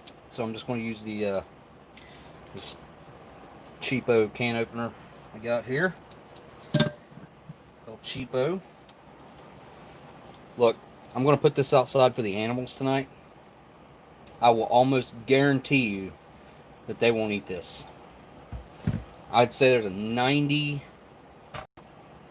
to 95% chance that that will remain untouched by the animals. One thing I did forget to do, though, oh man, piece of that stupid enchilada in my beard. Not good. I forgot to make the good old red Taster's Choice. You know, back in the day, though, like when this thing was fresh, I would like to find a good beef enchilada. Like, I need to find one that's out of a well-stored 2006 or 7 case, something like that, 2002. You know, it could be 2002. I don't care. As long as it was stored well, it'll be fine. But that one was obviously not stored well. And this probably didn't have anything to do with that lady that I got it off of, because I know she stored them well. I think she just bought them from all over the place when she bought them, and didn't have a clue what she was buying when she bought them. That's my guess. Pretty sure I'm right. This has been a first for a few things. The retort pouch. One of the weirdest experiences I've had with a retort pouch. The gum. Never seen this happen to gum before. It's quite unique. But look at that coffee. The coffee's perfect. The coffee's it's like almost always one of the first things to go. And yes, I'm an American, and I'm going to add cream and sugar. I've really built up an abundance of MRE spoons. I'll bet you I have, I would say, I've got a whole box, large flat rate box full of MRE spoons. And I've probably got like 30 right here that I've kept sealed. And probably another 20 or 30 in there in my where I keep my spoons. So I will do black coffee first. Coffee. I've never had the Black Rifle coffee, I don't think. I know Steven Crowder promotes, they sponsor his show. And he's all the time promoting Black Rifle coffee. And I'd like to try it sometime.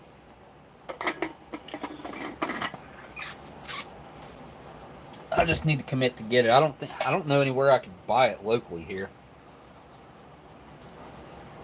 Or is it one of those things you have to buy online? That's a good question.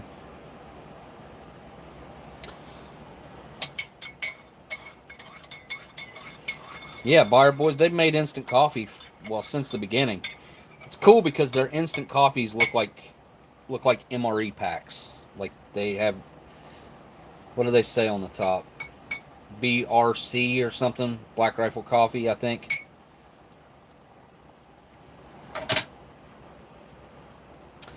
My metal spoon's even longer than the Canadian Spork. Not by much, but enough. A little bit. I will be adding that to that. Let that cool off just a little bit because that water is hot. Oh, dude, Blindside just came in with a super chat and said, "I'll get you a bag of it." You ain't got to do that, man. But you being on the road, you probably see some really cool stores, and yeah, man, I'll give you some cash if you want to pick me up a bag. Why not? If you can find the boxes of the instant packs, that'd be where it's at. Not that coffee. It's tainted. Oh no, this coffee? It probably is tainted because, like, look at the gum that was in the accessory packet with it. Like, how weird is that? Jacksepticeye coffee? I didn't know he made coffee. There's this little girl on YouTube. She's got like 8 million subscribers now, and that's all she does is drink coffee. And she gets all these young girls that are like from 12 to 18, I would say, 16. They're all hooked on coffee because of her. Because, like, that, she pushes the crap out of it. And now she's got her own coffee and her own creamer line and her own uh, line of coffee bags to steep coffee. I'm going to try this orange drink out.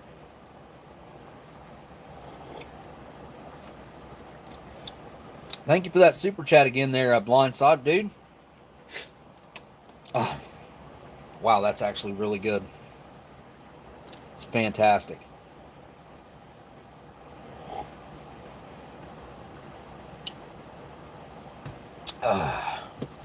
Oh, the spoon from the beef. Well, who cares? The beef has been in my mouth and in my stomach, and there's remnants of that crap in my mouth right now. So, my mouth is tainted. Yeah, I ain't going to do that right after the orange. I was going to, but I'm not going to. I got to make muesli and the orange cream.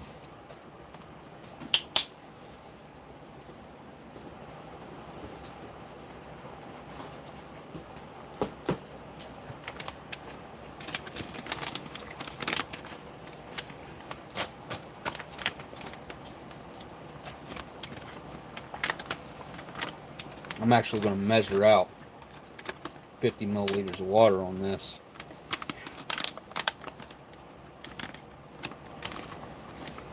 It seems like an awful lot of powder in there to be only, well, to be, it seems like it's more than half of this. And I really want to try that powder. Just on its own. Yeah. There we go, that'll work. Mm-hmm.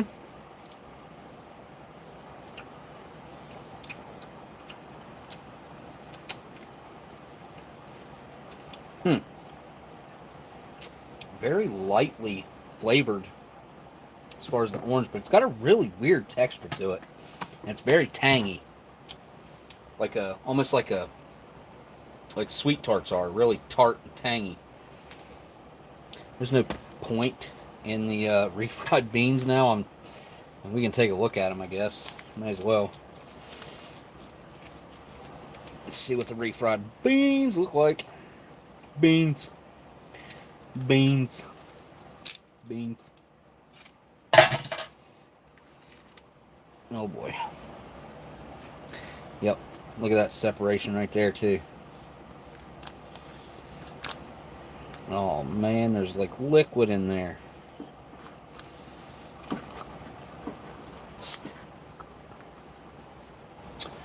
Okay. Those also smell old. They just smell like an old MRE. They have that old, aged smell. Look how, like, thin. Very thin for refried beans. I mean, it's thick, but it's thin for refried beans. There's a bean. Bean. Here's a bean. I want to try the bean.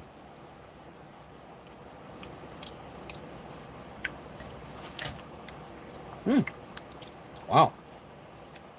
Those actually taste alright. Well, they're very metallic. Very metallic.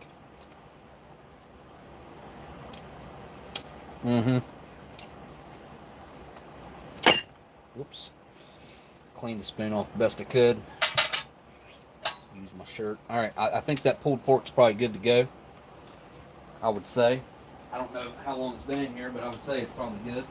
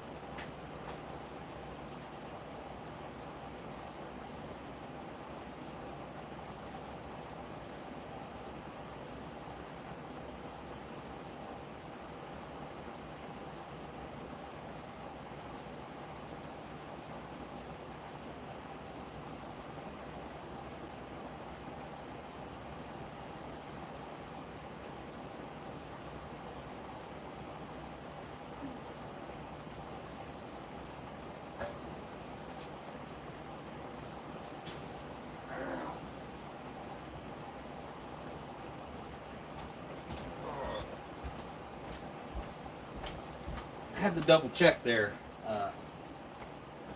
Make sure I wasn't doing any actual cooking to this. It's fully cooked, just heating it up, more or less.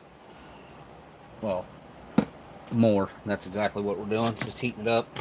Let me close this up just in case. I don't want it getting any moisture.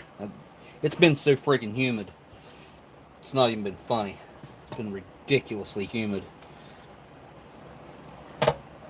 Alright, here we go. Probably gonna spray. Oh yeah. I mean, it swelled up a little bit because of the heat. And it says to remove it from this container after opening it for storage. So they don't want you storing it in this container after it's been opened for some reason.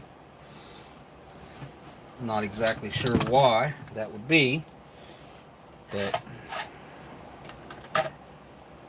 look at that.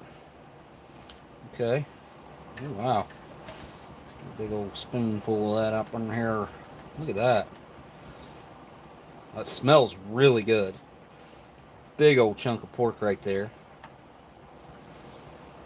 Look at that fat, though. I'm not a fan of that at all. That is... Ugh. I'm not a fan of the fat. I don't like chewing the fat. Let me get just a bite of this on its own here first. It smells really good. I mean, that barbecue sauce has a really nice smoky smell to it. Alright, we go down the hatch. Mmm. Wow. The pork is super tender. The barbecue sauce is tangy. It's got a really rich, nice meat flavor. Yeah, cat. Coming.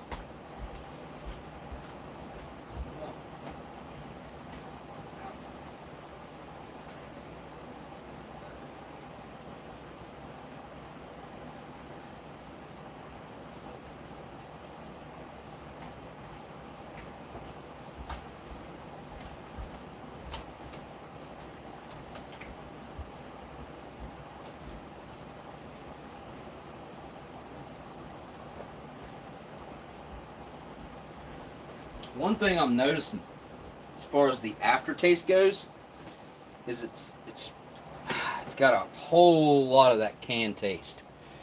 I don't know if it's where I heated it up in the can. Maybe I should have dumped it out of the can and heated it in like a container in the microwave or something. I don't know, but it's very strong. Let's see here. Whew. I think a piece of bread or some of that cracker will probably help that out. I'm gonna try another bite just on its own here. Mmm. The initial flavor, though, oh, it's kind of salty. And if I was to suggest something, I would definitely suggest you not heat it in the can like I did. It's definitely not good for it.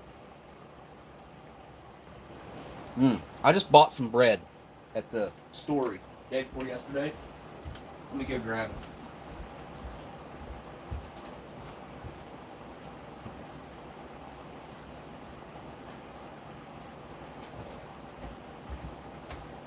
It's not quite a bun, but like I can eat these things on their own. These Hawaiian rolls, dinner rolls. I don't know if this is the brand that I usually get or not, but these were cheap. These were $1.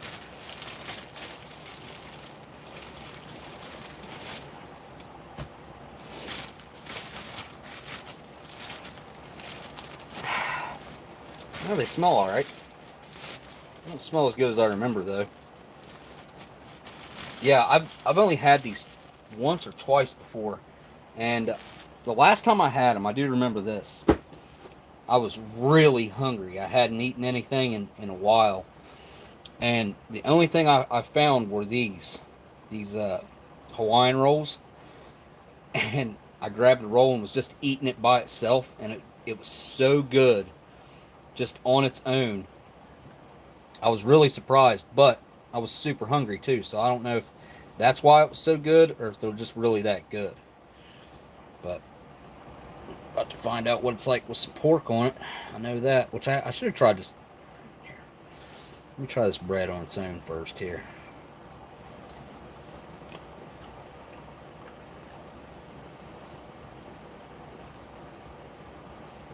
Hmm. Yeah, that's pretty good. Lightly sweet. It's like a lightly sweet white bread. Dinner roll. It's, you know, definitely got that dinner roll type of flavor going on there.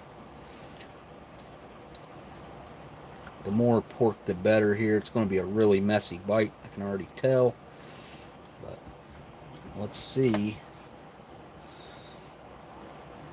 A big chunk of that meat out there. Yeah, there we go. Big chunk of meat. This is going to be extremely messy.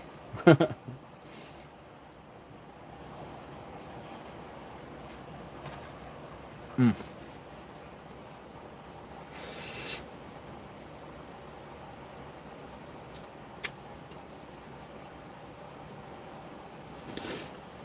Hmm. Yeah, that's the way to go.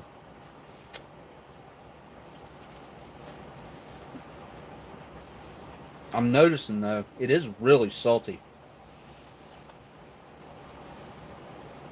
I don't know if it's just where I've cut back on my sodium intake so much,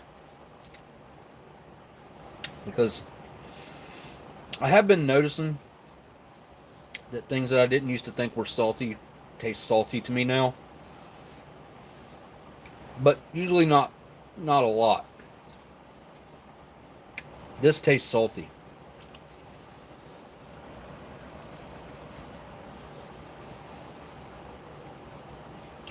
I can't remember how much sodium was in there. It tastes like a lot though. That show Hawaiians eat, it just dig in. You know, the pulled pork actually makes sense with a Hawaiian roll, doesn't it? I didn't even really think about it until just now. Yeah, I would recommend this to you guys, to anybody. I think it was only like, I want to say it was like $2.50, something like that. It was pretty cheap for what it is. I mean, this could definitely feed two people. I don't see any issue with getting two full meals out of that. And you can see, look at the oil separation right here. So it's got plenty of fat going on inside of there. But you guys seen that? Look at the chunks of fat in there. I'm not a fan of that at all. Oop, I think there's some fat right here. No, it's the bread. Okay.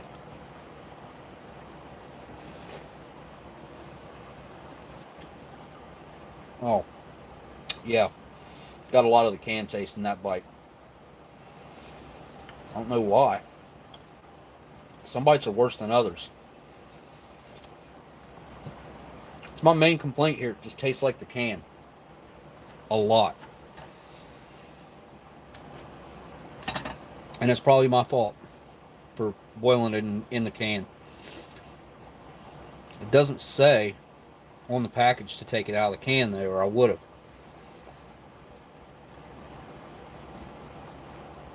I'll try it on this cracker.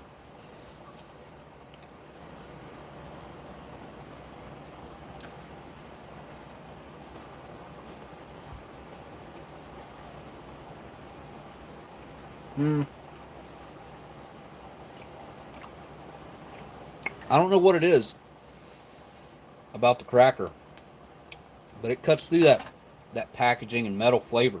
I don't know why.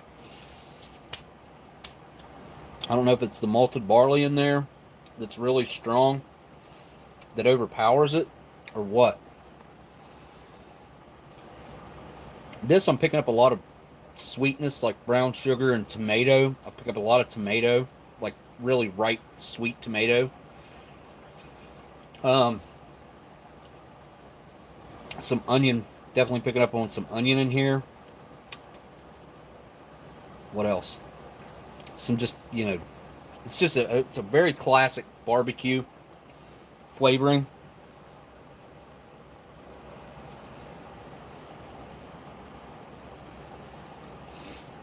One of the first things I would say that I picked up on was the smoke. That smoky. It's, obviously some sort of fake added smoke flavor that they've added later on.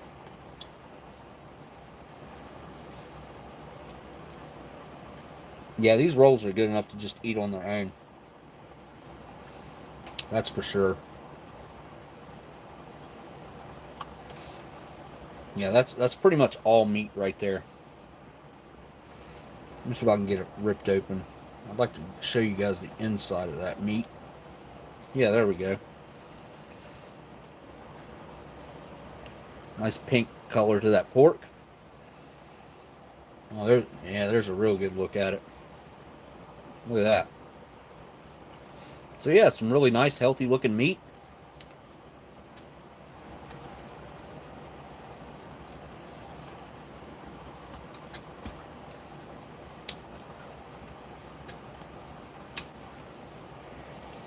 My two complaints were it's very salty, and don't cook it in the can like I did. It's very, I guess, not smart to do that.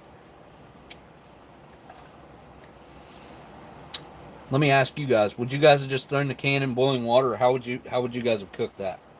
Or heated that up, I should say.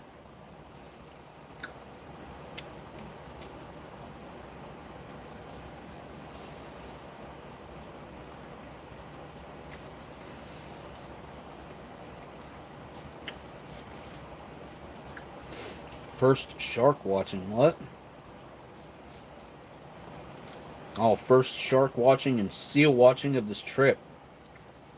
At 5 a.m., huh?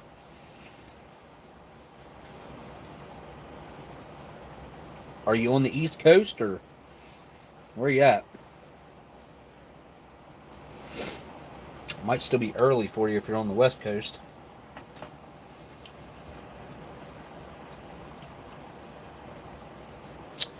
Nope, microwave it, throw it on a baked potato. Okay.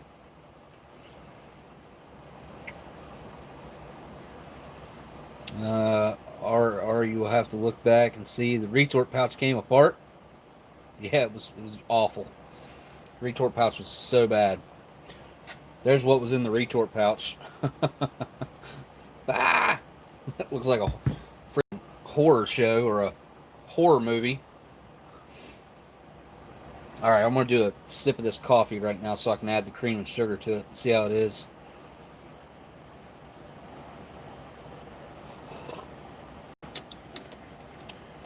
Okay, even the coffee tastes weird. Buyer Boy says, in a bowl, in the nuker on mashed potatoes. See, my thing is, if you put that in a bowl, well, you'd have to put it in a glass bowl. If you put that in a glass bowl, you'd be fine. But if you put that in any other bowl and microwave it, it'll ruin whatever bowl you put it in. Hope to see y'all Monday. Monday?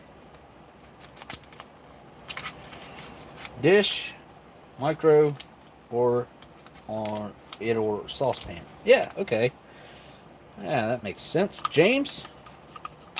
So nobody else would have done what I did and thrown it in some boiling water, huh? Right inside the can that it came in. Oh, she's doing a live stream on Monday. Cool. From the beach that she's at, I assume. Owns Front Street Motors, half of Berwick. Berwick. That sounds familiar. Berwick. Aletha, my dad's family is from Bloomsburg and Berwick. Whose dad? Your old man's dad? Good night, friends. Hope to see you all Monday. Okay, I read that. I'm trying to get caught up here. Yeah. I don't know. I believe this is Pennsylvania. Pennsylvania, Smokey. Pennsylvania looking at sharks and dolphins? Is that what she said? Sharks and something. Sharks in Pennsylvania? Wait a minute. That shouldn't be right, should it? Pennsylvania, is it a... I don't know. I don't want to sound stupid. I don't want that fat. Alright. Last bite.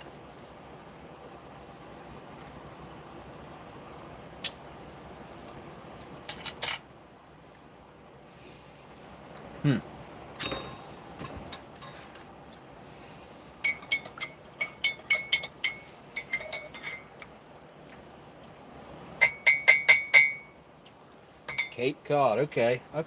East Coast.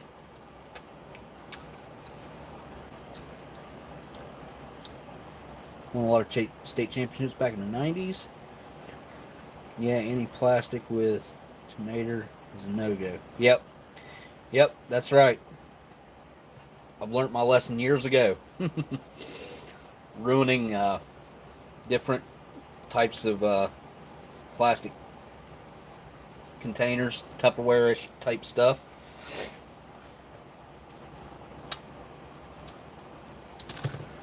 Alright. Coffee with the cream and sugar. Still tastes old. Still tastes weird. But it's better. You know, like I tried to tell that guy that made the comment that another American running a cup of coffee. Well, this is freaking instant coffee out of an MRE. It's not gourmet coffee, first of all. The closest thing I've had to gourmet coffee comes out of the German and the British rations. They both have insanely good coffee in them. The Dow Egberts is really, really good. I used to call it Dewey. Dewey and Egberts. It's Dow and Egberts. I still don't know why it's pronounced that way, but okay. This I will remove from this container. Maybe I should have immediately removed it, because it did say to remove it right after. Well, it did say that you could heat it in this, though. Huh. I know I didn't leave it in there too long. I thought I didn't leave it in there long enough. It was barely, really, it wasn't super, super, super hot. I mean, it's hot, but it wasn't so hot that, like, I'd left it in there too long, or even really probably long enough. So, yeah, anybody who does or would go down the road of trying this or having this, I have to 100% suggest to not boil it in the can. It's not a good idea. But right here's my saving grace. Some German Swiss style muesli. Let's get a little bit of chocolate in here, a little bit of apple, freeze-dried apple, a little bit of apricot. And I would like to only do half of this. Does it say how much water to put in here? I don't think it does. I think you just add water to taste. And you can add hot or cold water. Always add hot water. And I only have one stinking bowl handy here. I guess I could use a cup. Will that hold half of my muesli? Probably not. But yeah, I wouldn't mind saving the other half since I've had so much other food already. The other half for in the morning. I don't think that bowl's going to cut it, honestly.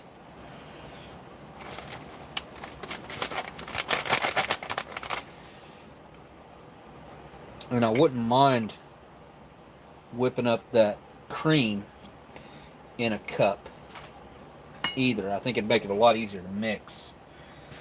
So I have my foreignmre.com mug handy. What else do I have here? Oh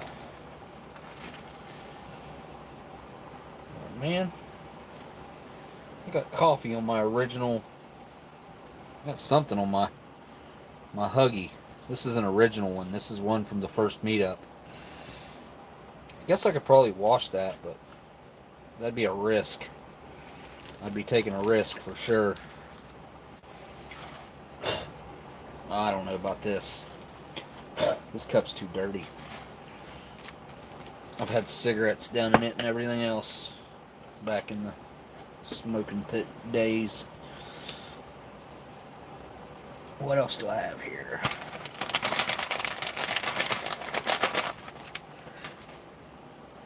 Oh, here I got this. This would work. Yeah. Yeah, see? Yeah.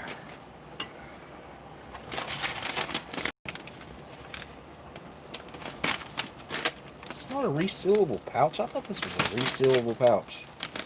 It is not. So I'm gonna have to cut this so as I don't screw the pouch up for later.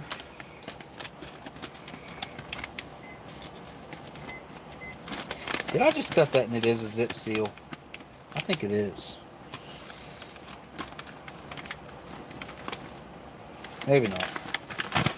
Oh, wow, look at that. Well, that looks weird. What are those balls? Is that rice or something? I guess that's some sort of rice. I'm gonna say. I live in Lock Haven, PA, but from Williamsport, PA. I guess that's rice. Puffed rice. There's a big old, like, clump of it. There's apricots in there. There's the rice in there. I see some chocolate in there. Apple in there. I'm going to eat this chunk.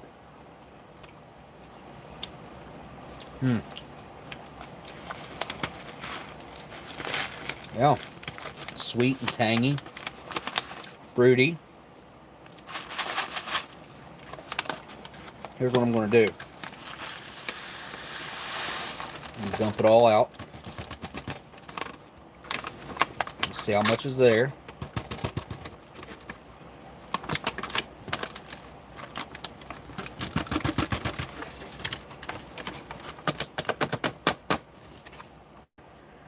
All the milk powder out. I think I got pretty much all of it out there. Looks like we got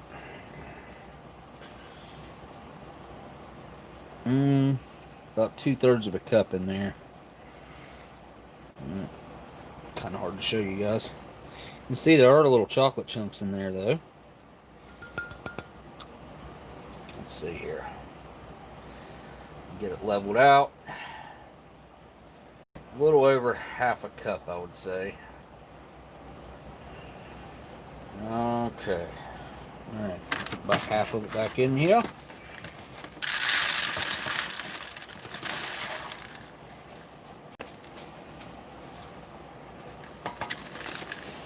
Now, that's going to be a problem. All the milk powder staying in here.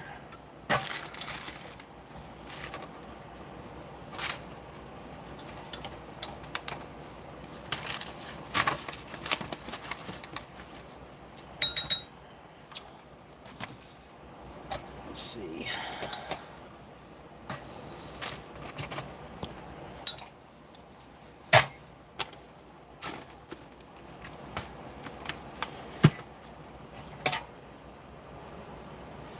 Yep, that's pretty close, I would say. Most of the fruit is in here, though. I can tell you definitely most of the oats are in here, and the chocolate, too. Yep, it'll be alright. That'll be good. That'll be good. Got myself a nice half serving for in the morning. And I am adding hot, or should I add cold water? What do you guys think? Should I add cold water to this?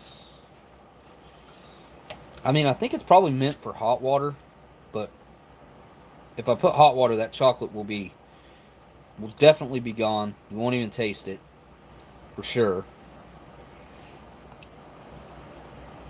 I don't know. Maybe I should. I guess cold would be okay. Yeah, we'll do cold. Why not?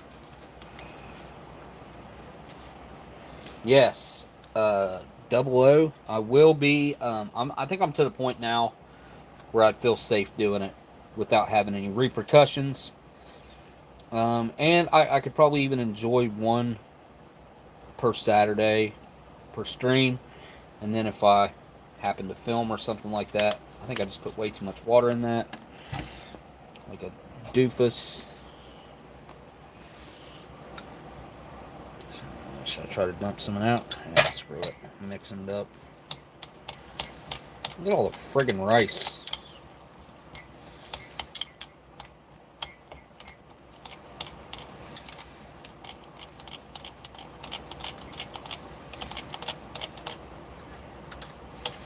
The milk, though, it really did make some. I knew most of the milk powder was in this. I knew it. Now, as far as this goes, I could dump this over into this cup. I'll let that sit back there for a little bit. Foreign MRE.com mug. I could dump this cream into this cup and mix it in the cup. That'd be the way to go. Versus trying to mix it in this bag. Yeah.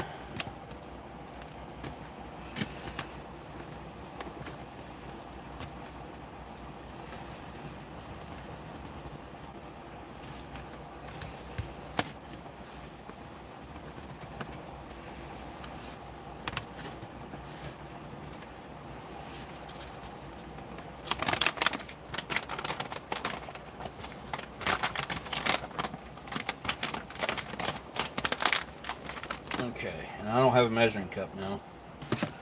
That was smooth on my part. So, let's see. I would say one, let's see, 2, 3. That's probably a little bit more than that, so let's do 1, 2, 3, 4. Yeah, probably about like that. So, okay. Alright, I got a good idea. Let me see here. This is cold water.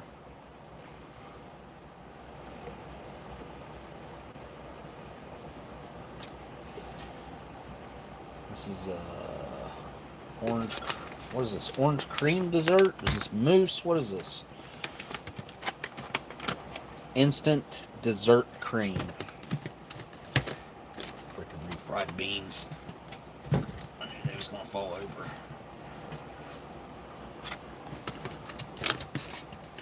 Alright.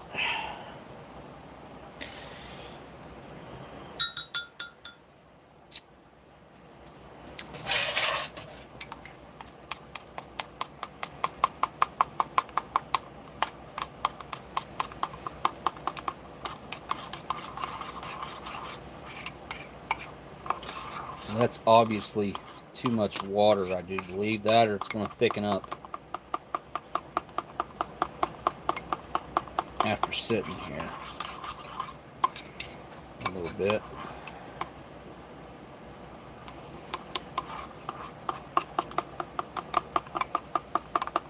Instant orange cream, or instant dessert cream orange from a German EPA. German Eimen packing.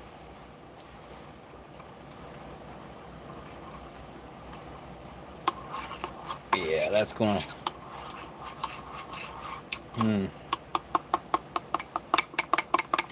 That's way too thin, I can tell you that right now. It's supposed to be thicker. I'll Still got some more powder in here.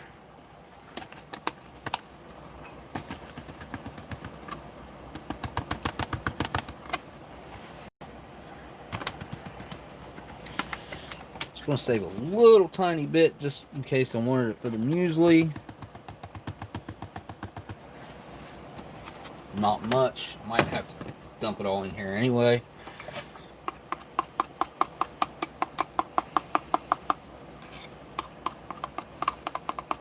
That's getting better. Probably going to have to dump it all in here. It's supposed to be almost like a mousse. Like it should stick to the spoon in basically solid form almost. It is thickening up though.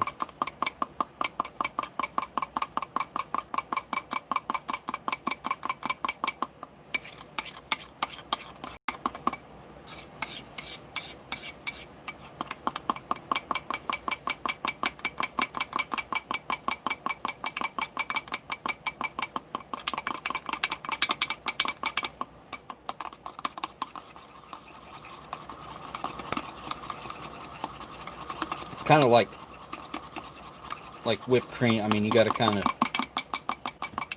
the more you mix it and quicker, the thicker it'll get, like whipping it.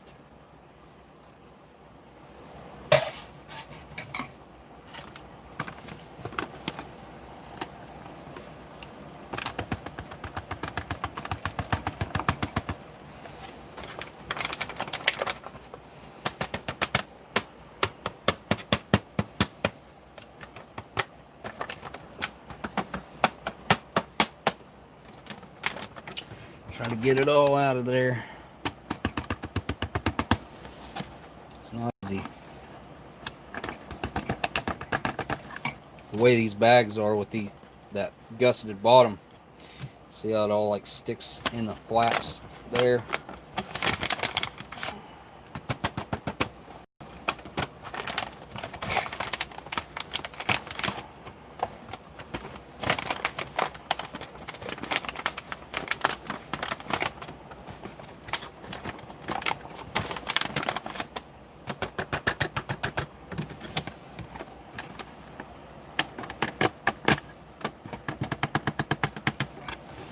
Alright, that's about as good as I can get.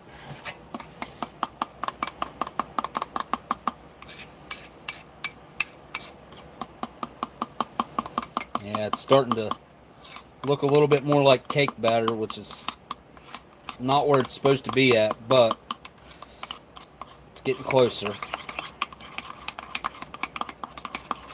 think the more I mix it, the closer it'll get.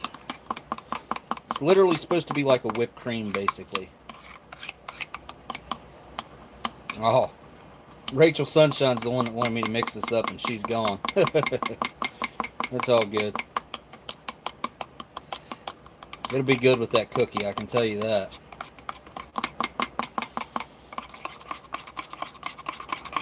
It's got like chunks of orange zest in it.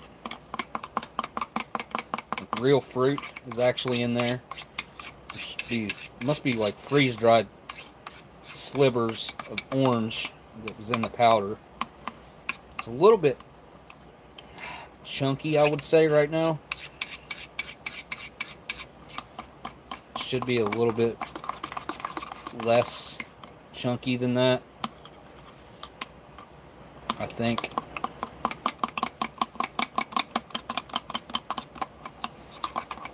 It's definitely getting there, though. Stuff just takes a little while to whip up if you're going to do it right.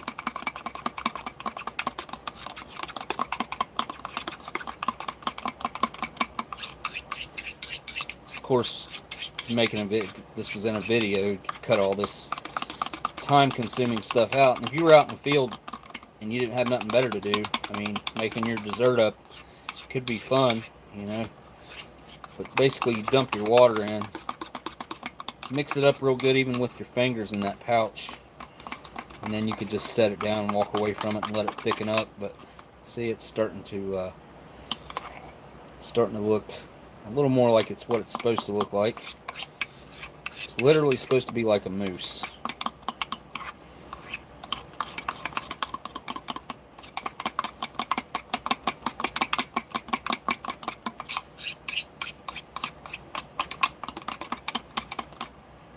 That's it. That's as far as I'm going with it. See that? That's a chunk of orange right there. Alright, here we go. I'm just going to take that big bite down the hatch.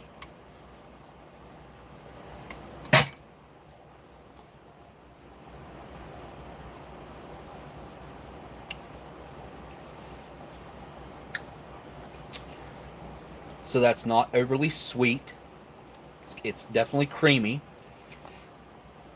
It has a light orange flavor, but it's still tangy at the same time, which makes it really weird because you have that creaminess that comes through first, and then it follows up with this tanginess that really hits you in the back of the palate.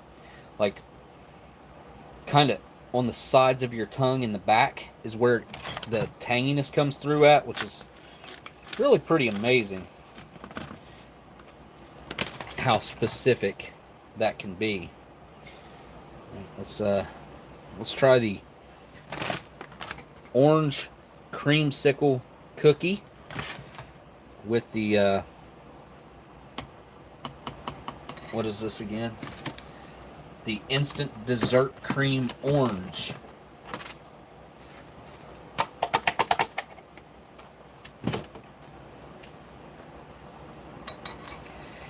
I think I'll do something like this. Make a really fancy looking cookie made out of ration food right there. What do you think about that? That is all ration food. Down the hatch.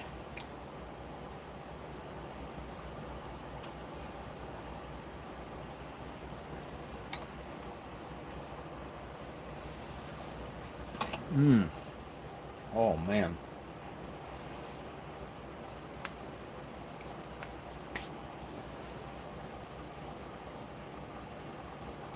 That's a match made in heaven.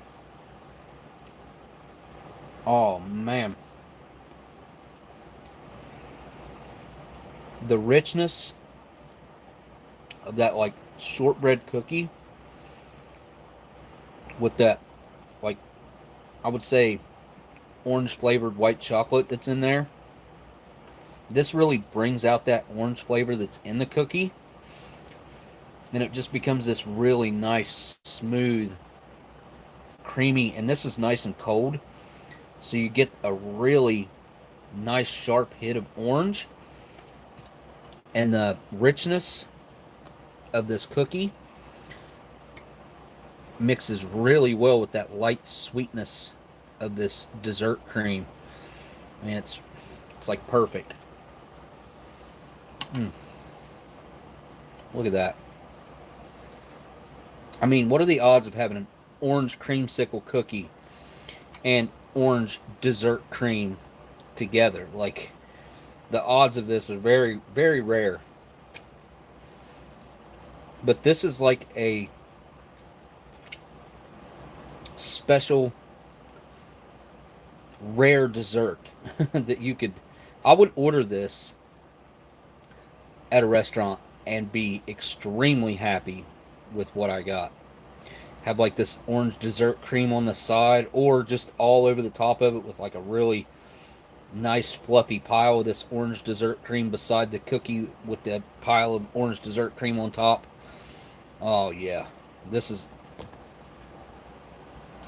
like an elegant snack time, MRE dessert snack time, ration dessert.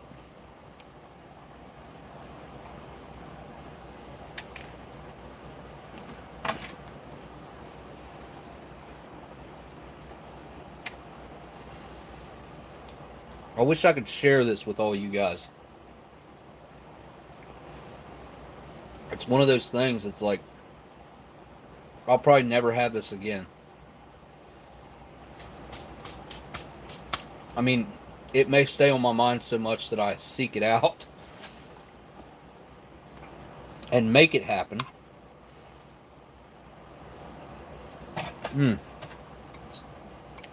Yeah, this is setting up nicely. Like, look at that.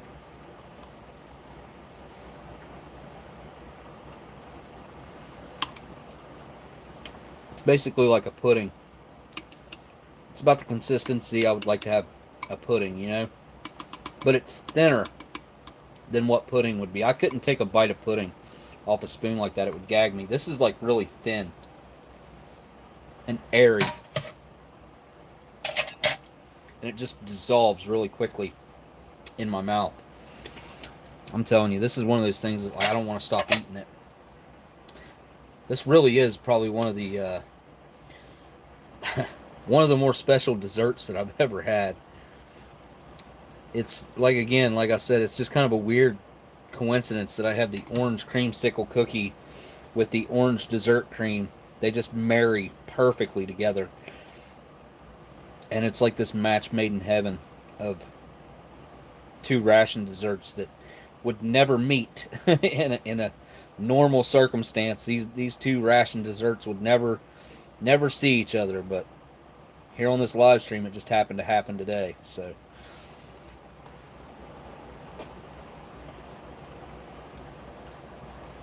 even though the beef enchilada sucked, the cookie made it all worth it.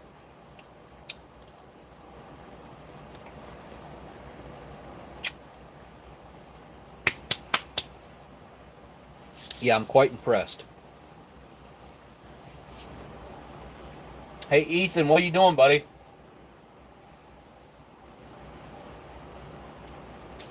Ethan. Ethan. He's not going to answer me, I guess.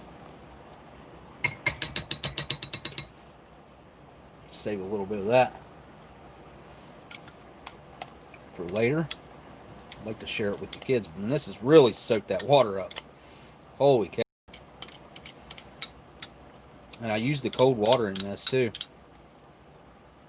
But since I did, look, you can still see those chocolate pieces in there, which I might actually be able to taste them now since I didn't use the hot water. If I used the hot water, they'd have just disappeared.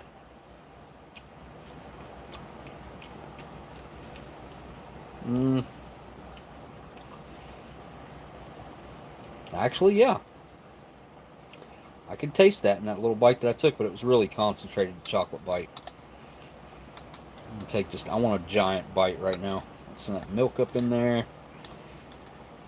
Alright, here we go.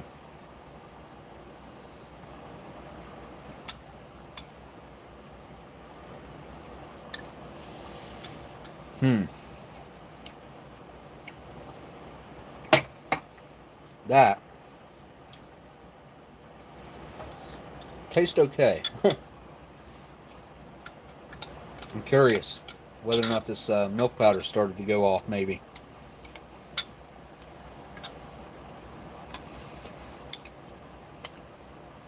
Well, the apricots come through really strong.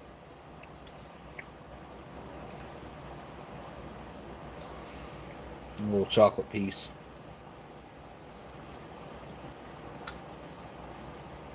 It's literally like these little tiny shavings of dark chocolate. And I can taste them, but not very much.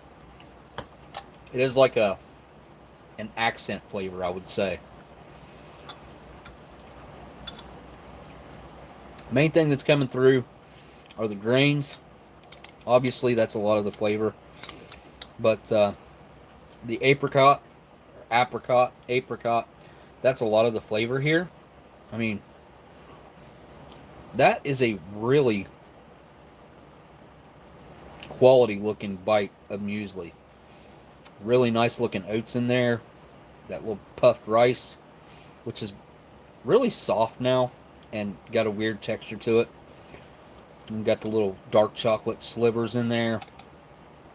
And really nice quality freeze-dried fruit.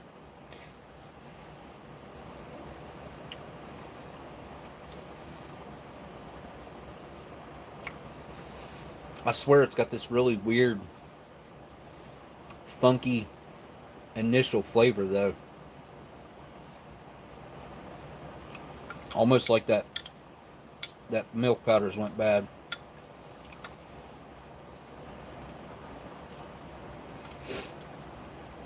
I don't know, my palate's kind of blown out, to be quite honest.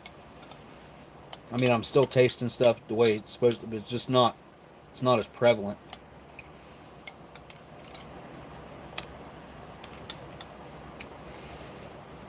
I hope it's okay.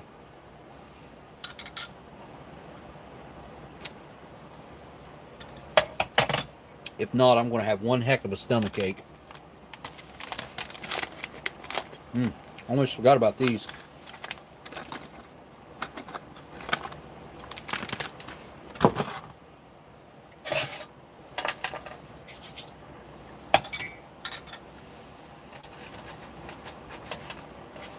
I can tell you where they belong. They belong in this muesli, for sure. Just like that. Oh yeah.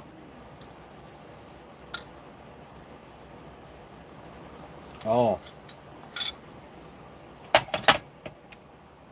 See, that's the sweetness it was missing. It's just barely sweet. You add in these little cookies, and it picks up the sweetness, and also adds a chocolate flavor in there that it really kind of needs. Huh.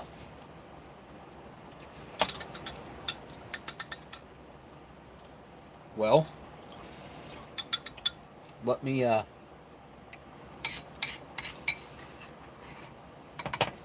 at that.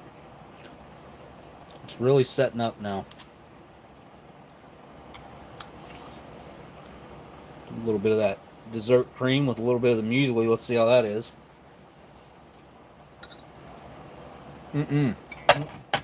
Nope. That was horrible. Those two do not belong together. Nope. But this, on the other hand, I do think will make a good combination. Nice little chocolate cookies with the orange dessert cream.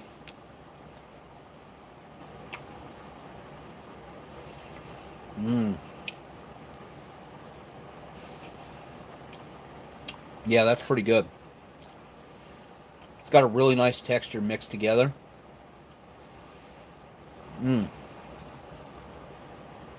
Yeah, but honestly, this is better. This cookie just really goes with the orange cream, obviously. I mean, it's these two. These two are made for each other.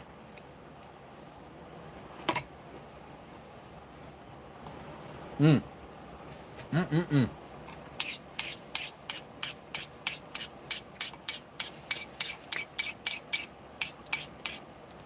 think this EPA's a 2015. Maybe 16. 151st day of 16, maybe.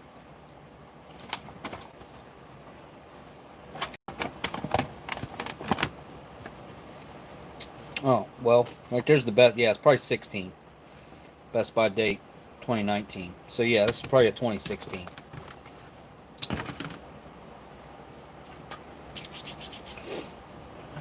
I'll finish this muesli off with some of these cookies. Because they really do enhance the muesli, I gotta say. They add what it's needing. What it's missing. Although it does have quite the funky the funky initial flavor there. It's alright after I chew it up a little bit, but that initial flavor's weird.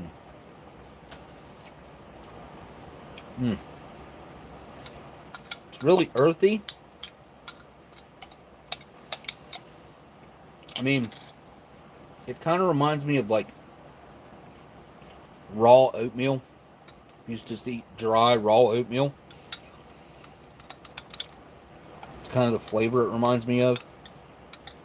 Or I guess how raw oatmeal dry smells is how it tastes.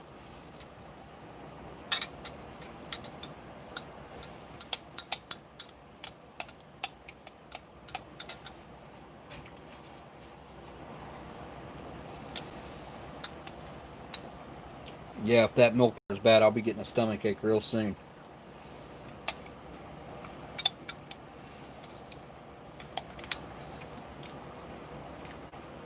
Mm-hmm. What is that?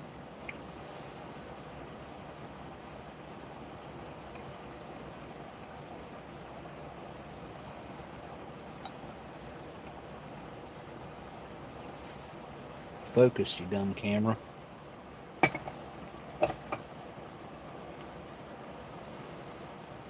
There it is.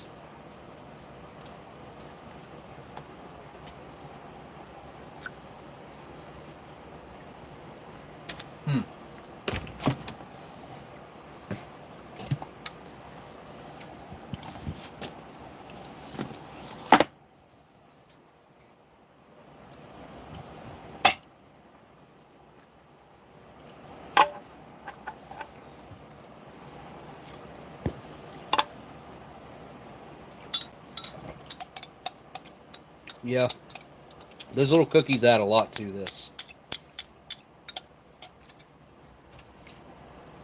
A lot.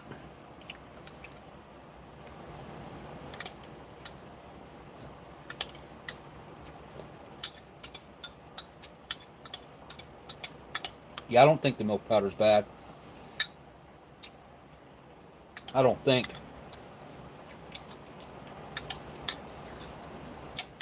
And again, I guess I could be wrong.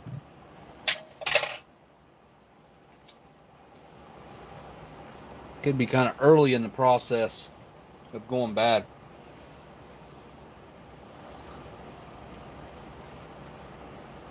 I haven't tried this grape drink at all. Again, like I said, this is still purple. So this is kind of like the old formula from the 90s still, I'll bet. Let's see. It's got a hair in it. That's awesome.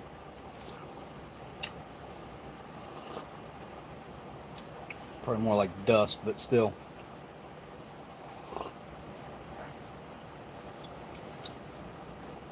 Well, even that tastes kind of weird. It's got kind of a, almost like a stinky feet flavor to it.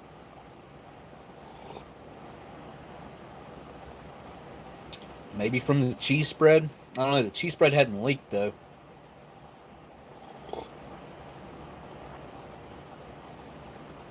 But I barely touched that one end, and it just blew up.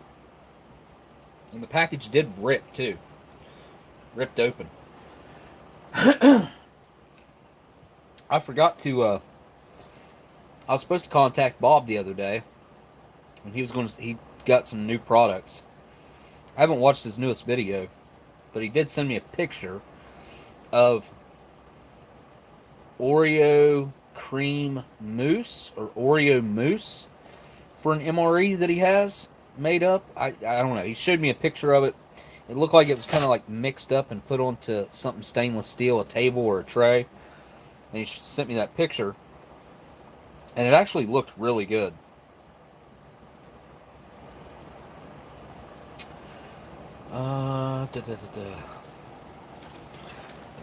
You guys, oh man. I guess I sealed this accessory packet back up for a later date. Taped it back up. I just want to have one of these. Can't remember what's in here. What was in here? Pall Malls, probably.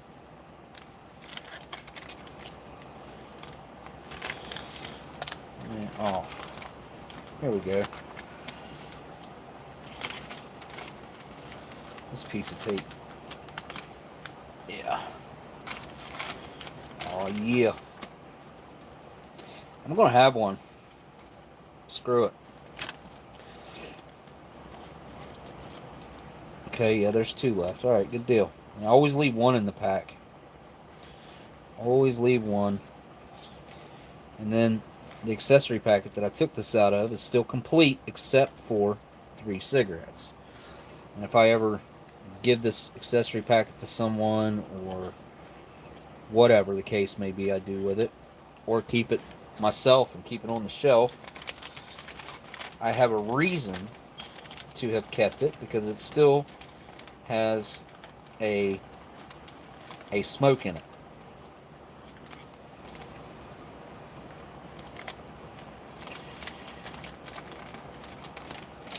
I haven't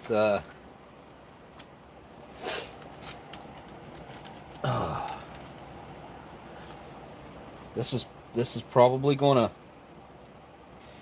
kick my rear end. Okay, it's packed that way. Look at that. This is at least a 50-year-old. Well, I think these are from 1969. 69, let's see, it's 80, 89, 1,000, 2,000. So, 51-year-old Pall Mall. Oh my god, I forgot how good they smell. I didn't stick my nose in the accessory packet either. And I taped it back up already. I could just smell it and I'm good. Like, I'm good. It smells so good.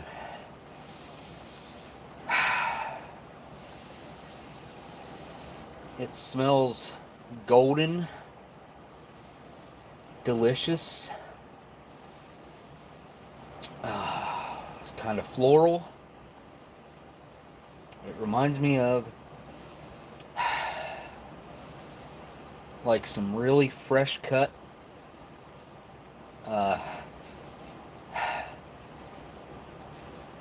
something like fresh cut hay outside. That kind of just organic, earthy scent. Alright, I want to light it with a match. Keep it pure. Where's my matches? Where are they at? There they are. Here's my matches. Matches. Okay. I'm really looking forward to this. I don't think you guys know how... I don't think you guys know. Enjoy the stove though. Got some Luckies myself. Yeah, I've got Luckies and Camels and Philip Morris and Pall Malls and Marlboros and Chesterfields and Viceroys and Raleighs, and if I was to alright, let's get this now.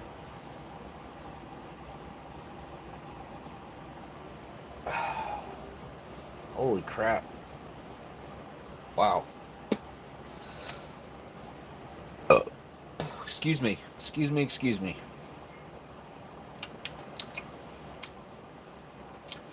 First of all, just the initial, my initial thoughts and hit there was quite bitter and very strong on my tongue.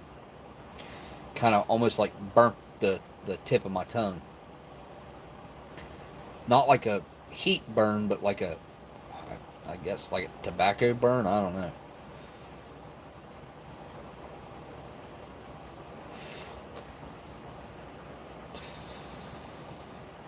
Come hell or high water, I'll have one day, night, no doubt. We can read autocorrect. Good luck, buyer. They are hard to find. Same here. I got some Luckies myself. Pall Malls seem pretty rough to me. You know, actually, Pall Malls are one of my favorites. And to be quite honest, the Pall Malls are better than the Marlboros. They're very, very close to the Chesterfields, in my personal opinion. The Luckies are a step above these. And I'll tell you, I've never had the camels out of an MCI. I've never had them. I've been looking for them for a long time. I had the opportunity to get a pack one time, and I didn't jump on it.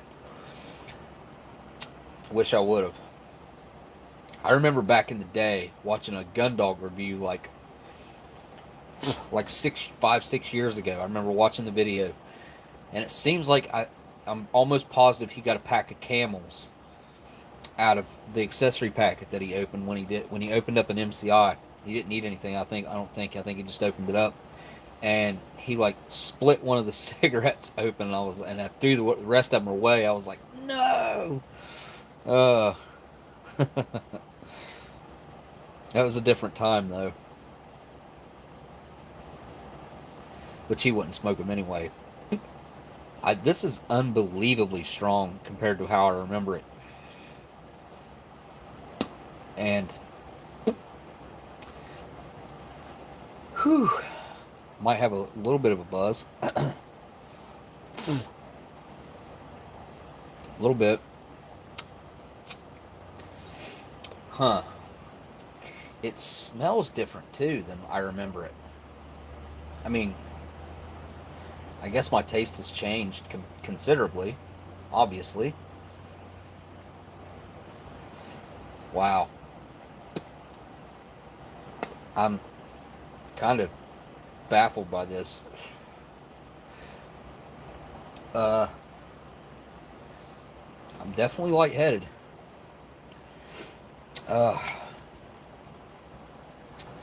Menu 8. I might do that next week because it is one of my favorite menus, Gunner. Like I was saying, it's a very underrated menu, and it's a nice fresh ration, so I could probably go for that. I might mix that with something else. The menu 8 with I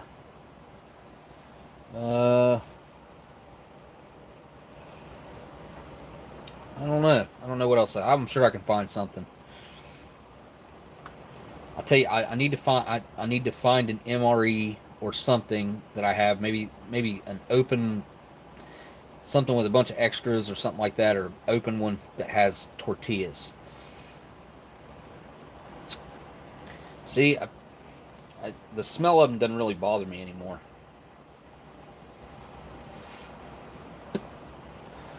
I don't think I can smoke this. Not all of it. It's making my stomach hurt. Or it's that milk. Could be that milk. My stomach is cramping hard.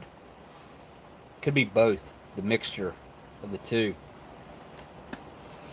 That's kind of, I don't know. Whew. Well, that hit me like a ton of bricks. Whew. I don't know. It's making my mouth water too.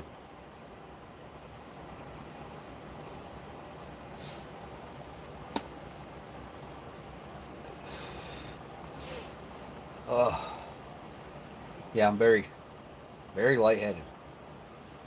Whew. I'm going to have to put this thing out. Save it for next week. I mean, that's pretty much half of it still. Whew. Golly.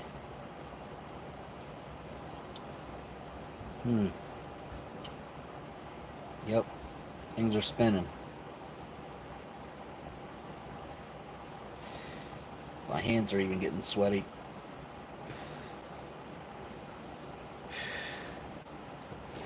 Oh, yep, I'm putting it out. I'm definitely going to save it though. Plenty to save there. Oh boy.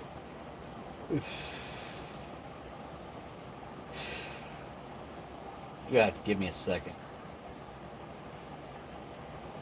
Get my composure back. Wow. Didn't expect that.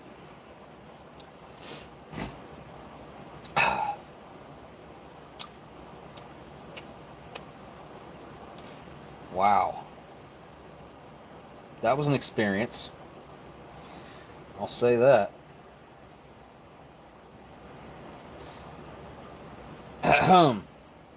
Whew. Miss Marilyn quit 10 years ago. Lightheaded in one mouth is from smoke. Okay. The girl at the store today asked me if I smoke quick. That was random. Okay. That is weird. Never goes away, at least for me, Miss Marilyn says. Yeah. It definitely didn't help all that stuff that's in my stomach right now. Pulled pork, crackers, Hawaiian roll, muesli, orange dessert cream, little cookies, big cookie, crackers, 3 different types of drinks, including coffee. What else? Anything else? I think that's it. That's a friggin' mix-up, I'll tell you.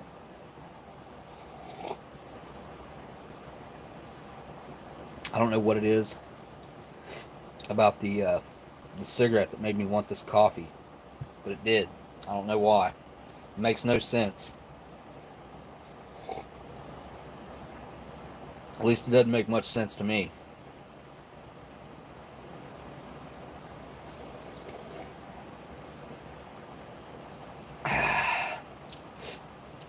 Yeah, if you smoke, you get a break. That's true.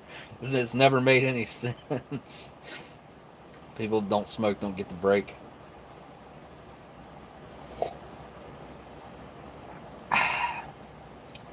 Made that coffee taste better. I know that.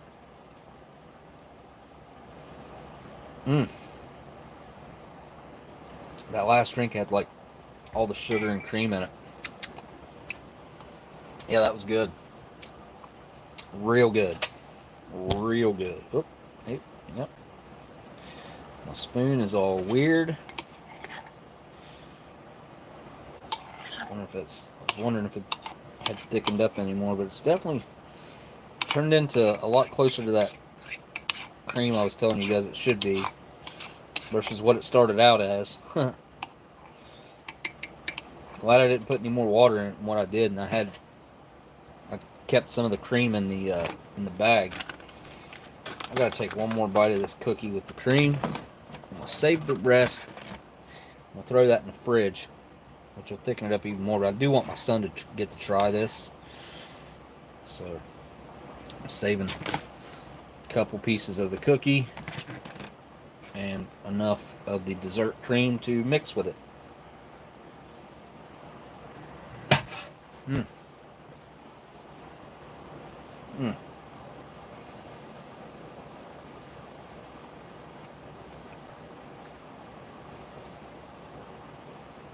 It's just got such a really pleasant aftertaste. Like the way it smooths out and that tanginess that follows up on the sides of the back of my tongue.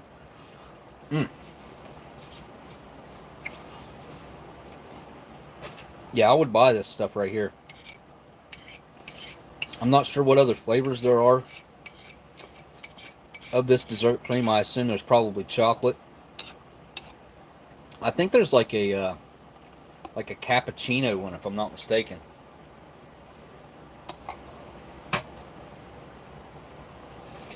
I'd like to look into that and see what all different instant dessert creams Travel Lunch makes.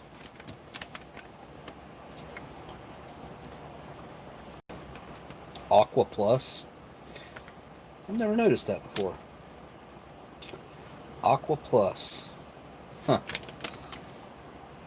Das Original von Reifer. Reifer? Reifer. Okay, R-E-I-F-E-R. Travel Lunch lightweight food. Alright, guys. Well, did I save any of these? I did. Those will go with my muesli tomorrow if that muesli is not skunked. And I I don't think it is. I don't know. My stomach does still feel pretty weird. But that could be for multiple reasons. Right now, it's hard to tell. I do need to try to do a review of... This is one I've been wanting to do. I don't know... I really don't know if it'll be interesting enough to do the video on, though, because... because look at it. It's very, very rough looking. I like the design on here, though. It's got the crackers. It's got the CC bars. Over here it's got the malted milk tablets. And on the ends there it's got the chocolate bars. CC bars. Yeah, chocolate. Yeah, it's a cool tin. 5 HA. What's HA? Oh, excuse me. HA vitamin tablets. Nutritious supplement. 5 of those, it says. 12 ounces of malted milk tablets. Nourishing solids, well balanced in basic elements. 8 ounces of CC bars. Calories and carbohydrates. 8 ounces of fortified biscuits. Fortified 1 biscuits, wholesome, substantial, sustaining. And 2 ounces of enriched tropical chocolate, nutritious and quick pickup. High in energy, calories, and carbohydrates. Easily digestible and assimilated. Lifeboat and life raft. 5-component ration approved by the U.S. Coast Guard. Approval number 160.026-33-0. The Ashjohn Corporation, Brooklyn, 1, New York. I don't know. I guess this would be... It could be cool.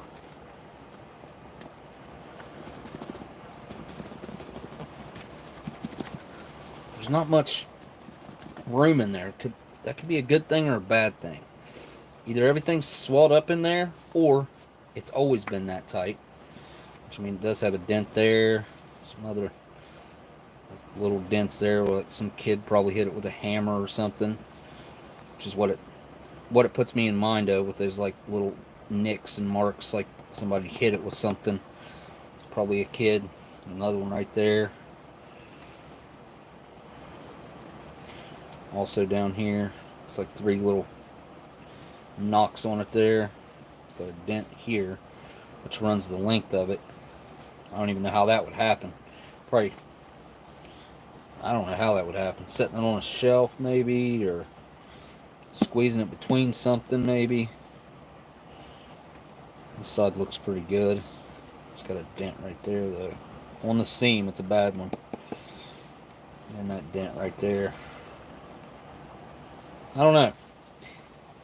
What do you guys think? Do you think that'd be worth reviewing? I think I can find a good little bit of information about these Ashjohn Corporation rations. The other one that I did was that globe. The globe. I know it was globe. It was the globe something. I know it was globe. But it had a cool can of malted milk tablets in it that were more like little caramels, little caramel drops, which were really nice, really cool.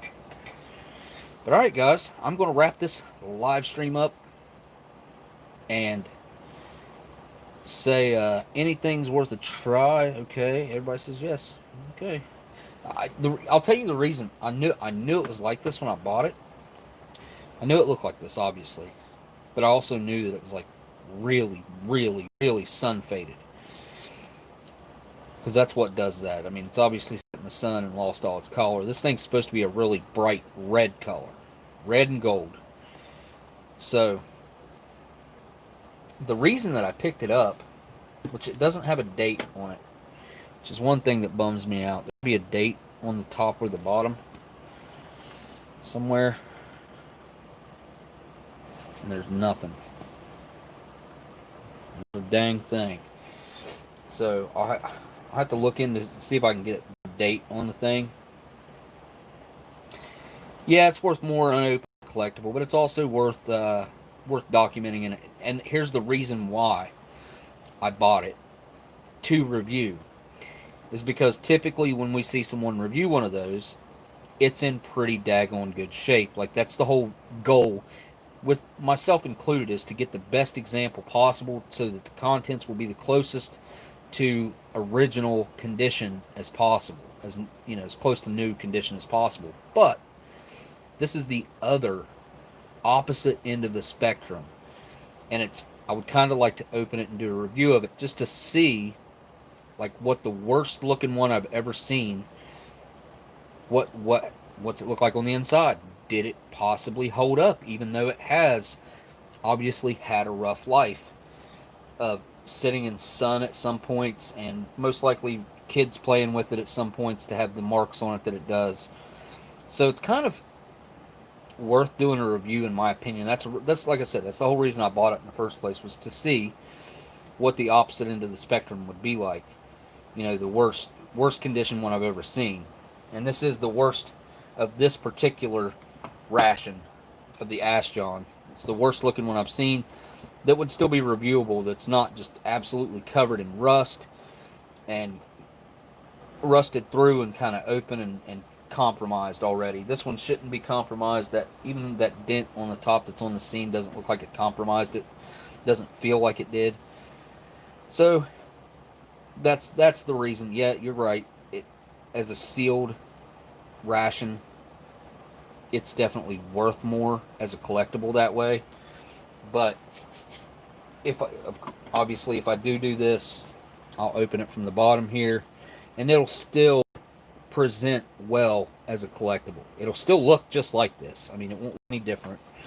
There will be some scuff marks right here on the bottom around the whole thing from where I open it with a P38, and you'll be able to, you know, it'll have like these little tiny marks that go all right around the outside. But other than that, it'll look just like this as far as presentation goes for a collectible. So yeah, I don't know. I don't know if I should review it or should just leave it sealed. It's not a good example for a collectible anyways. So it's not, it's, you know what I mean? I mean, it's an example, it's just not a good example. So I think it'd probably be best off to review it and see what's happened to it. But alright, I guess I'm going to wrap up the live stream. I want to say a huge thanks to my patrons. Let me see here. Let me see if I can pull this up.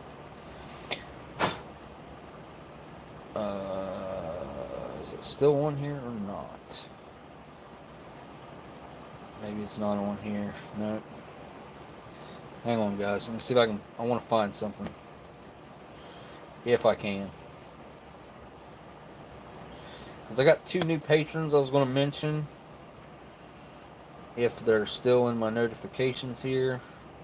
It's looking like they've disappeared. I think my phone did an update and I lost it.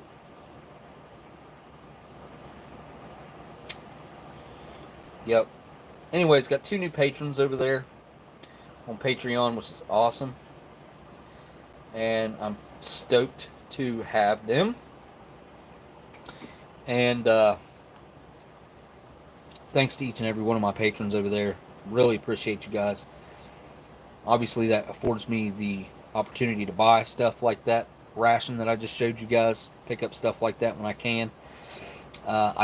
Every penny of that stuff I save and put right back into the channel. And also everything that comes in from the super chats ends up going back into the channel as well. So I appreciate that, guys. It helps me keep this channel going. And these live streams, obviously, every week I try to do something a little different and have a little bit of stuff for everybody to enjoy, to watch, opening up and going through different stuff. And I think it's hard to keep it fresh, especially after 2 years, but I think I'm doing all right as far as keeping the content different and fresh. So, and I didn't get all weird and political and talk about crazy stuff tonight, so this one can stay up. And I mean, I super appreciate you guys for hanging out.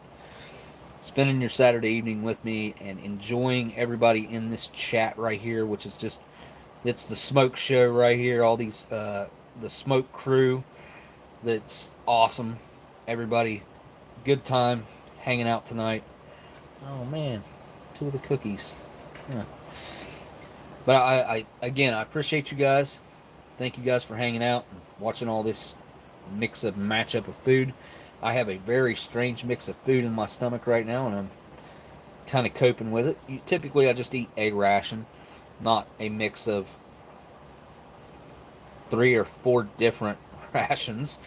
I did the mash up there, but I kind of made one solid ration out of it. This tonight's kind of had to build up to more and more stuff because of the stuff that was bad,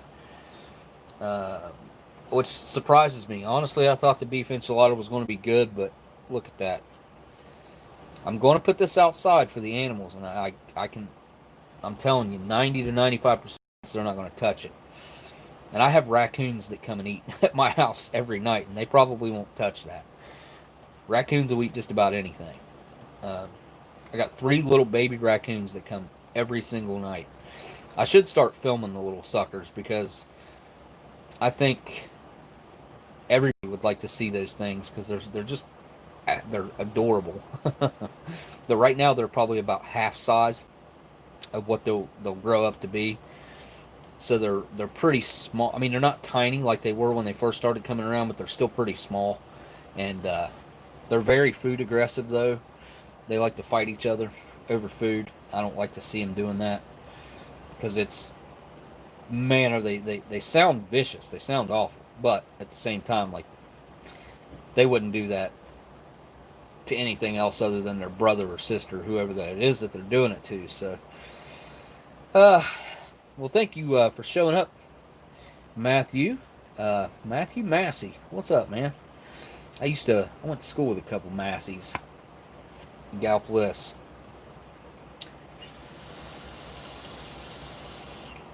Can't remember their first name, though. Maybe one of them's name, I don't know. Maybe one of them's name was Matthew. I don't know. But, guys, gals, folks, thank you guys for coming tonight. And I guess really all I got left to do is say thank you guys for watching. And I'll see you guys on the next live stream. Later. Oh yeah, hit that thumbs up if you like it. Thumbs down if you don't. See y'all on the next one. Later.